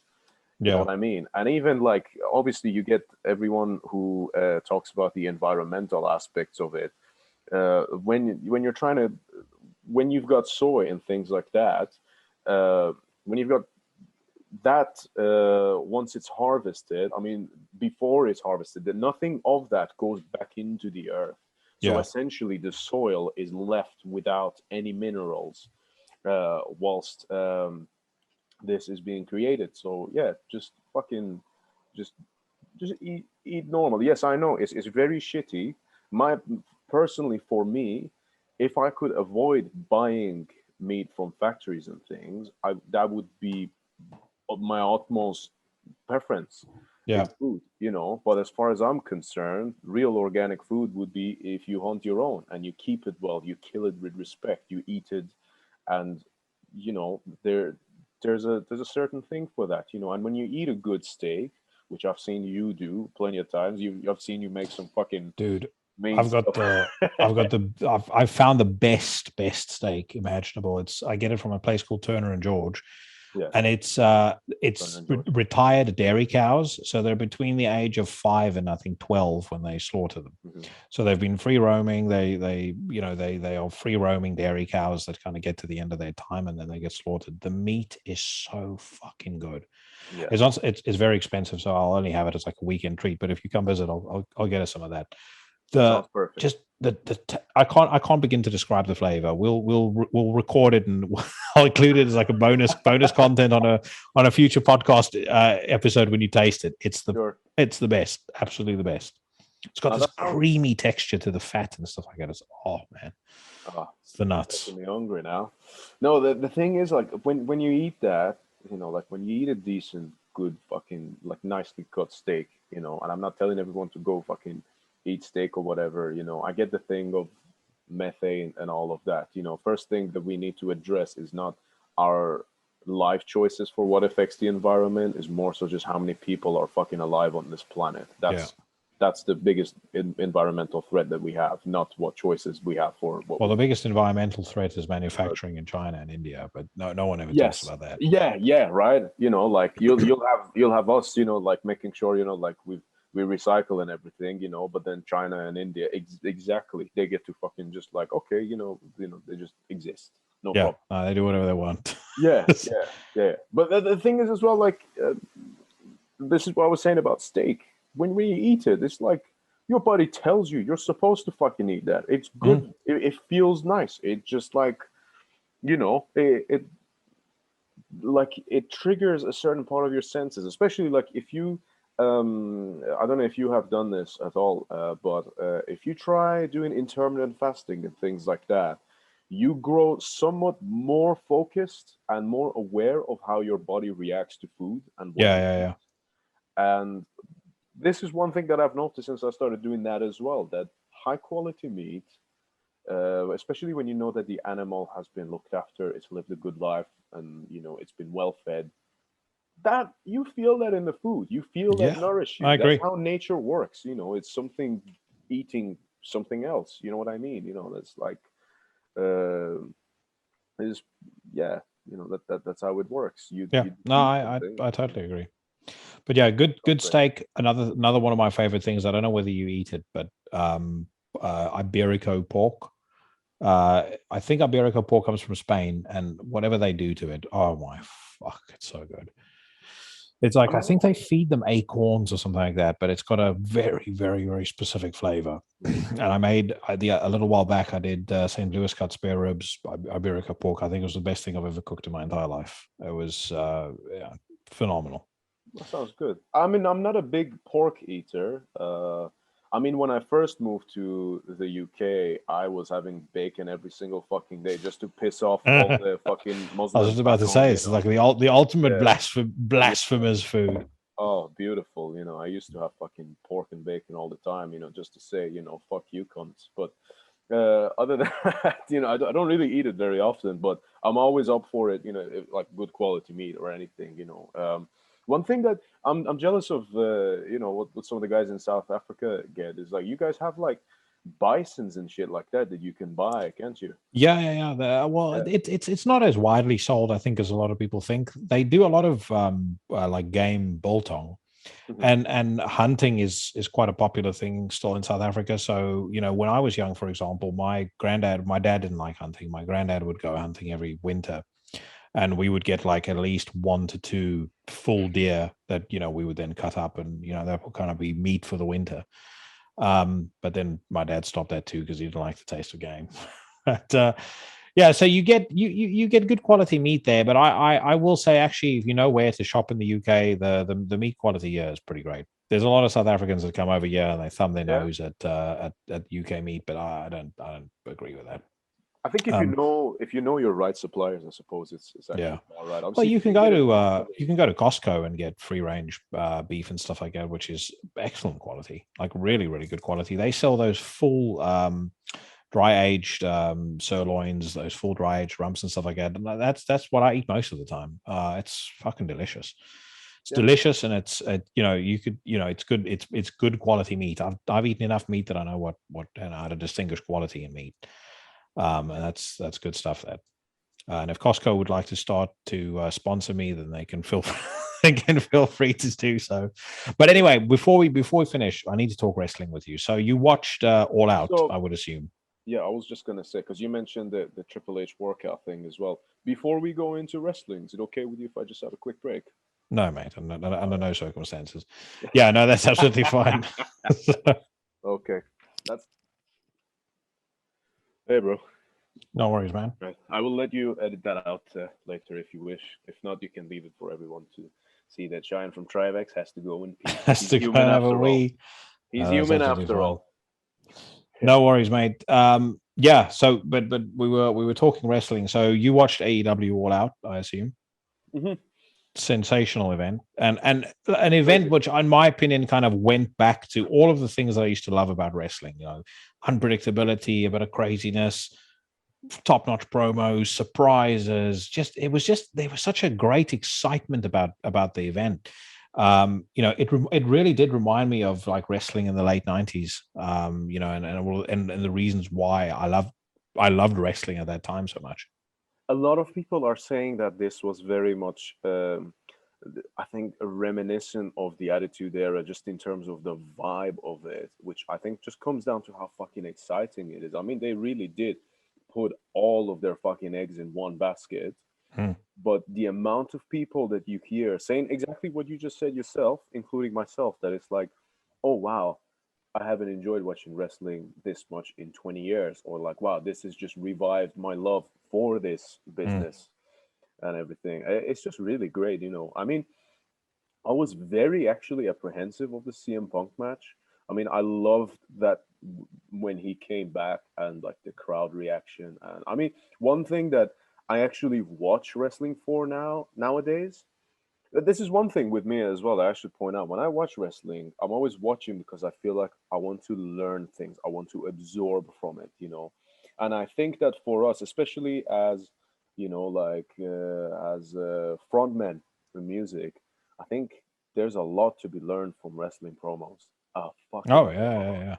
yeah. Like I mean, you look at like any of like the Rock's promos from like 2000, and it's like fucking lightning in a bottle. You know what I mean? How the crowd responds, how he's just like got everyone in his hands, and the guy's just oozing with charisma, and it's just like these things. I think it's good to surround yourself by these things if this is what you do. Not that obviously like Trivax to me is not so much like an experience of going on stage, and it's like, hey everybody, like Hello, everyone. My name is yeah, Shayan. This is Trivax. yeah. Yeah. I mean, can you imagine if I fucking did that? I think that would be the most terrifying fucking thing ever. Yeah.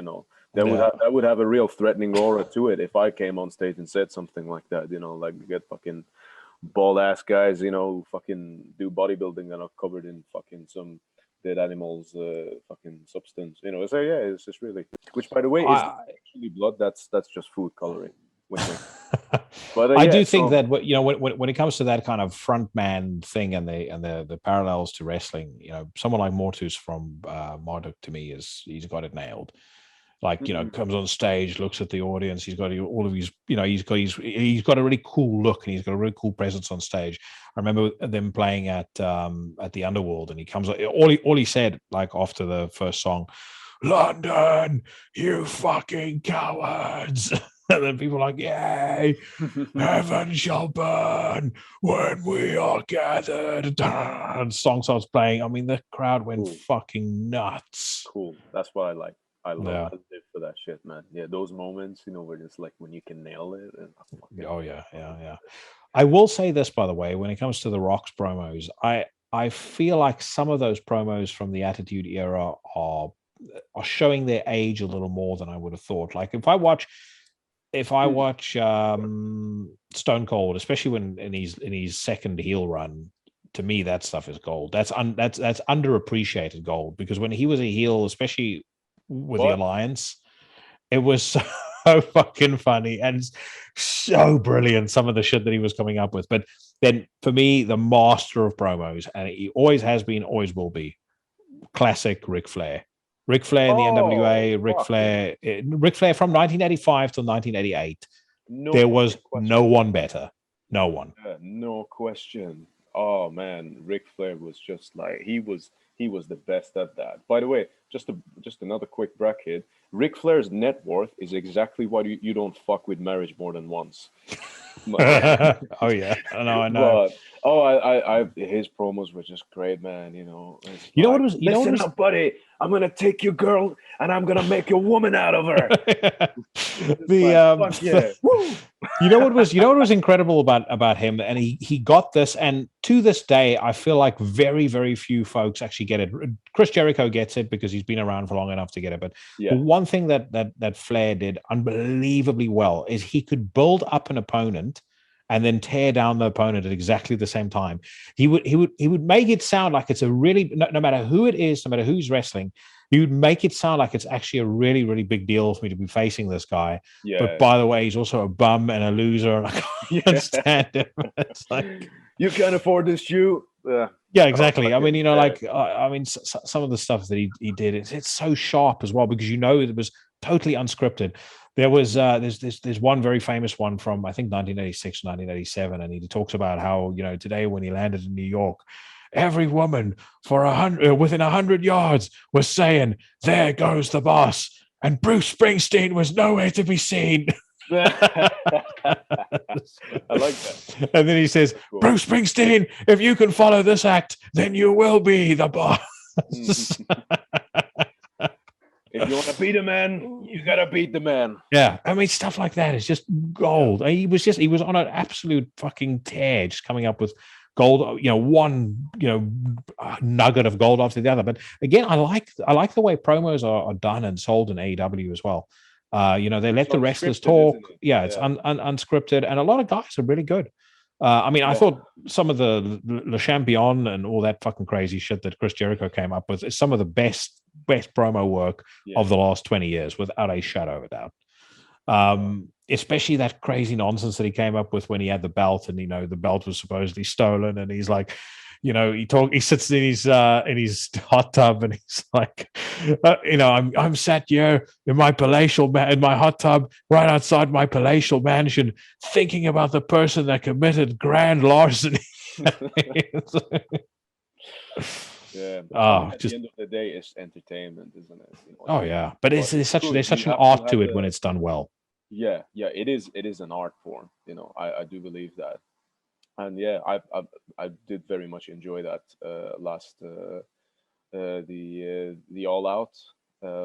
Yeah, it was fucking cool. And You, CM Punk's match, I was like I said, I was very apprehensive, but I thought yeah, it was great, and the false finishes and everything. I was just yeah, like, I oh, liked it too. he can still fucking. I mean, Darby Allin's fucking great. Like he's actually probably. I mean, he's only like fucking.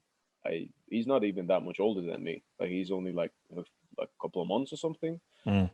So it kind of. I don't know how I feel about like giving anyone that sort of compliment, because I'm used to everyone being a lot fucking older than me. But Mm-hmm. he is honestly like probably one of my favorite wrestlers in like the last 10 years or so. I Yeah, he's think very his good. style, the whole aesthetic, the image. If I was a teenager, and I was watching him, I would be like, fuck, that's like my favorite guy. Because when I first got into wrestling, it's like I got into it from the SmackDown video game on PS1.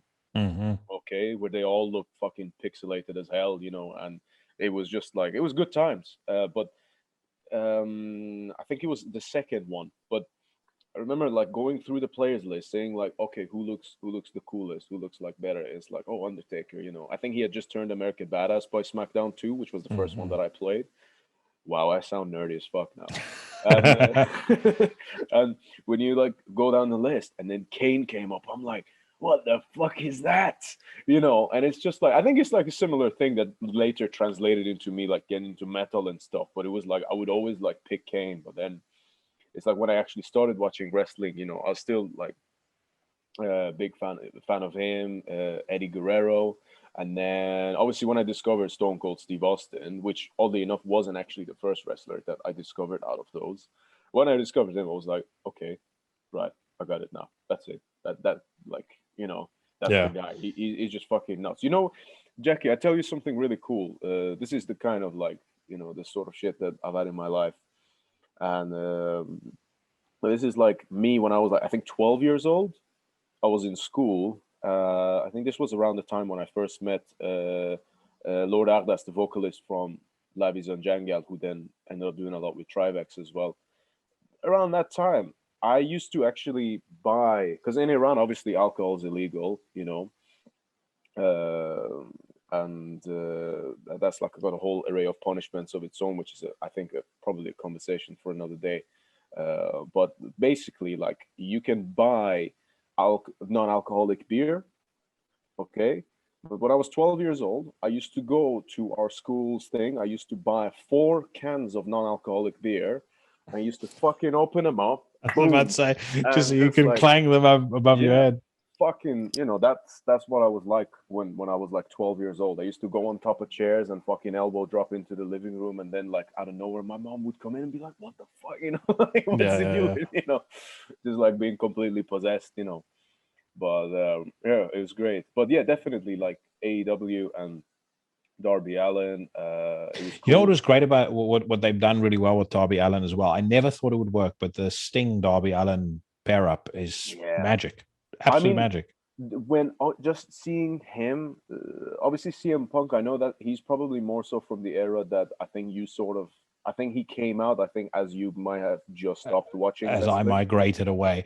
I Yeah. actually later on went back and and this was before AEW. I got the WWE network and I watched CM Punk versus Undertaker at WrestleMania. I was like, fuck, this is a good That's a match. good match. Yeah. Really good match. And There's I a really watched good moment in that where, don't forget what you were going to say, but there's a really fantastic moment in that where I think he hits Taker with Go to Sleep.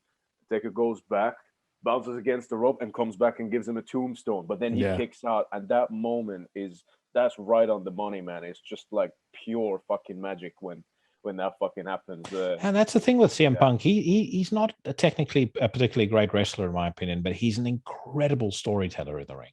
Like Yeah. really, really, really good. He is Um, he he epitomized wrestling in the sense that he got big. I mean, no one can argue with this, but he oh, he's became massive. big because of his promos. Mm. He became big because of his mouth, because of his personality, cult of personality, no pun intended. But like that was fucking like, uh, that's why he became big. His wrestling is good, like it's all right. That's Like the thing is it's arguably great. most of the great wrestlers are like that. Stone Cold's like that. Yeah, I mean, Stone Cold Flair was is like that. obviously Stone Cold actually was a great fucking wrestler until Owen Hart fucked his You hurt neck his up, neck. Yeah. and then he had to become a brawler. But thankfully, he was like the best fucking promo person that around that time. So it was like Yeah, yeah, yeah. it still worked out anyway. That was fucking scary though. Like I sometimes like I I really remember. I actually remember watching that live and seeing it, and I was like, oh the "Fuck!" I was, Tombstone, yeah, yeah, yeah. I was not the distraught. Tombstone. I mean pile The driver. reverse pile driver. I was distraught when that happened. I was, because I mean, I knew it was a work already, but you could tell he was hurt. And he was my absolute hero when I was at school. Like I got into wrestling very young. I was about 5 years old. My granddad used to watch it, thinking that it was real. Hmm. And I when I got into it, I immediately gravitated towards bad guys. So for me, the first guy that I loved was Flair, and I like Mr. Perfect a lot. And then kind of I sort of went from one bad guy to the next. And so when Stone Cold came into the WWE when he was the ringmaster, he was a bad guy then. I was like, this guy's great. And then yeah, like I said, just kind of went from there. But I always gravitated towards the bad guys. I only appreciated it much later in my life, the Undertaker. I was never a big fan of his when I was growing up. It was always about who could talk, who was funny, who was the bad guy. Sure, Um, yeah. And tell you what, man, we're talking about bad guys. I'm Iranian, the Iron Sheik. Oh yeah, yeah, yeah. No, he was. Guy, he's a fucking unique creature, honestly. Yeah. Well, the Iron Sheik's cousin, mate, Sabu. That's a unique creature. Is it his cousin or is his nephew? I don't know if they were actually related because Sabu's. I don't think he's from Iran. Iron Sheik was actually. He's like full on Iranian. Like he was No, even I'm like. I'm, I'm almost 100% sure Sabu is Were related to they? him somehow. Yeah. Hold on, I'm gonna check it on my I thought phone. it was just that Sabu. they both wore turbans, not No, turbans, but them towel it's things. he has some sort of connection to him. Like Maybe, right? maybe the Sheik trained him or something. Maybe, Uh, but yeah, yeah. Iron Sheik, man, Khosrow Vaziri, unique fucking guy. oh yeah. I mean, I love his like promos. It's like still to this day. It's like every interview, it's still like he's still doing promos. I don't know whether Oh yeah. I Yep. sometimes question. Here it is. By the way, sorry to interrupt you. It says multiple stuff here. It says it's his nephew. Oh, is it? Yeah, badass teacher to his nephew Sabu, and they mention a couple of other stuff here. And that's not a work. That's like No, an the actual. Sheik blah blah blah blah. The Iron Sheik as well as Farhat's own nephew Sabu. Ha, cool. Yeah, man. Yeah. I mean, I actually I can do a relatively good Iron Sheik impression as well. I don't know. Because like I understand his accent. I understand where he comes from when he's saying what he's saying. Yeah, You yeah. know what I mean? Because like you can tell he thinks in Farsi and then it's translated to English afterwards. But it's like I don't know if I feel brave enough to like fucking pull it off for the podcast. Yeah. But I suppose I've put it out there now. So yeah, Yeah. it's Okay. like Hulk Hogan, you no good motherfucker. You are punk. I will fuck your ass. I will put you in the camel clutch, break your back, and make you humble. Have a nice day. Muhammad number you one. even had the head number one. movement as well. USA. Ha-to. You even had the head movement because he did that thing where like it's like he's pecking at the camera. Made one of the greatest Hulk Hogan things ever was when he turned his back on the fans and became Hollywood. I was so fucking happy. It was so hysterical because all those people were taking it so seriously. You got kids crying in the audience, and he's like, Mean Gene is asking him like, what about the fans? And he's like, these people, after I try to lead their kids down the right road, had the gall to boo Hulk Hogan. So as far as I'm concerned, the fans can stick it, brother. NW, I mean, anyone will say this, but hands down, the most successful heel turn in the history of. Oh yeah. I mean, Andre against Hogan was pretty fucking big too, but in terms of just the sheer, like almost franchise that got made out of it, I think NWO was the one. I still rep my NWO t-shirt to this day, mate. I've seen it, man. Yeah, it's good. All right, my brother. I'm going to develop piles if I keep sitting here. I've been at it all day now. We've been going for over 2 hours, so I want to say thank you so much for coming on the show. Absolute blast catching up with you. Two things, like I said, you definitely need to come down here at some point, and we'll do some barbecuing and listen to some music. Also, though, next year I believe AEW is going to be in London, so we need to make a plan and go. Oh, cool! I didn't know that. Yeah, Tony Khan, he confirmed it the other day, I think. Let's have a quick look. Tony Khan, AEW, London. No, there's some real estate fucking nonsense. Let's see. I didn't even realize we've been doing the podcast for 2 hours, but I think anyone who's made it through, I mean, they're in for a treat. I mean, you get fucking Giant from Trivax doing an Iron Sheik impression. At fucking, I was about to say. That's Mark 10. So here's something from Ringside News. AEW eyeing London Stadium for live event. Mm-hmm. So I think they're going to use Fulham Football Club actually, because remember I think Tony Khan's dad is involved in that racket. They really became big, didn't they? Mm. Wow. Yeah. No. Well, either way, we'll have to make sure that we go. Yeah. That I would very much love that. Actually, I mean, actually, I am yet to go to a wrestling event in person. Oh, really? No, I've been to a couple, and they're a lot of fun, mate.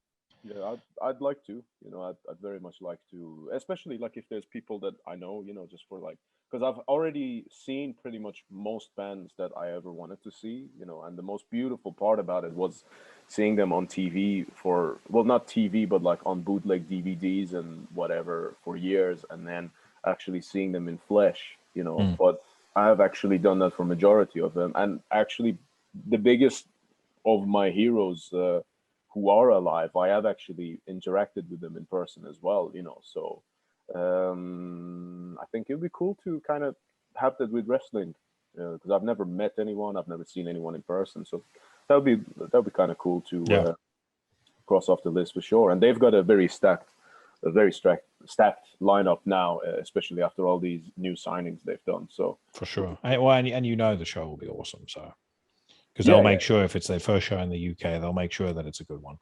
yeah, yeah. All right, so that's a deal then for sure, mate. But great catching up with you, and like I said, we'll speak again very soon. Absolutely, man. I've very much enjoyed the podcast and the Ditto. interview, actually. And All right, my brother. yeah, Keep it on the street. chill Keep then. it real on the streets. All right. Okay. See you Sounds soon. good, man. Bye All bye. right.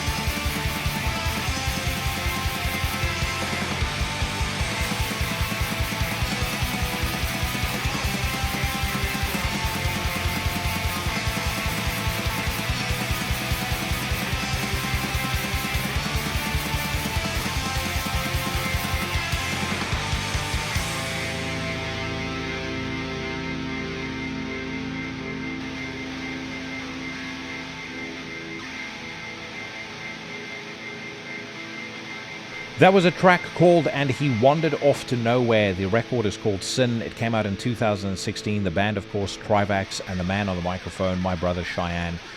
Great record, but I will say this, having had the privilege of hearing some of the new music, it genuinely is some of the best unsigned stuff that I have heard in, probably my whole time being involved in this scene.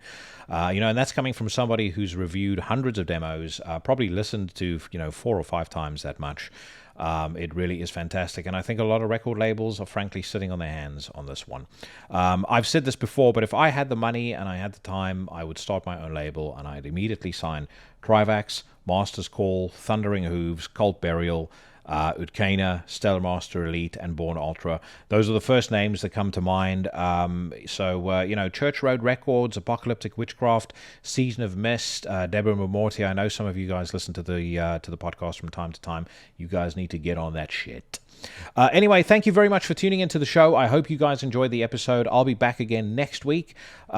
Same place, same day, and I hope that whatever it is that you are doing, whatever it is that you are safe, healthy, and well.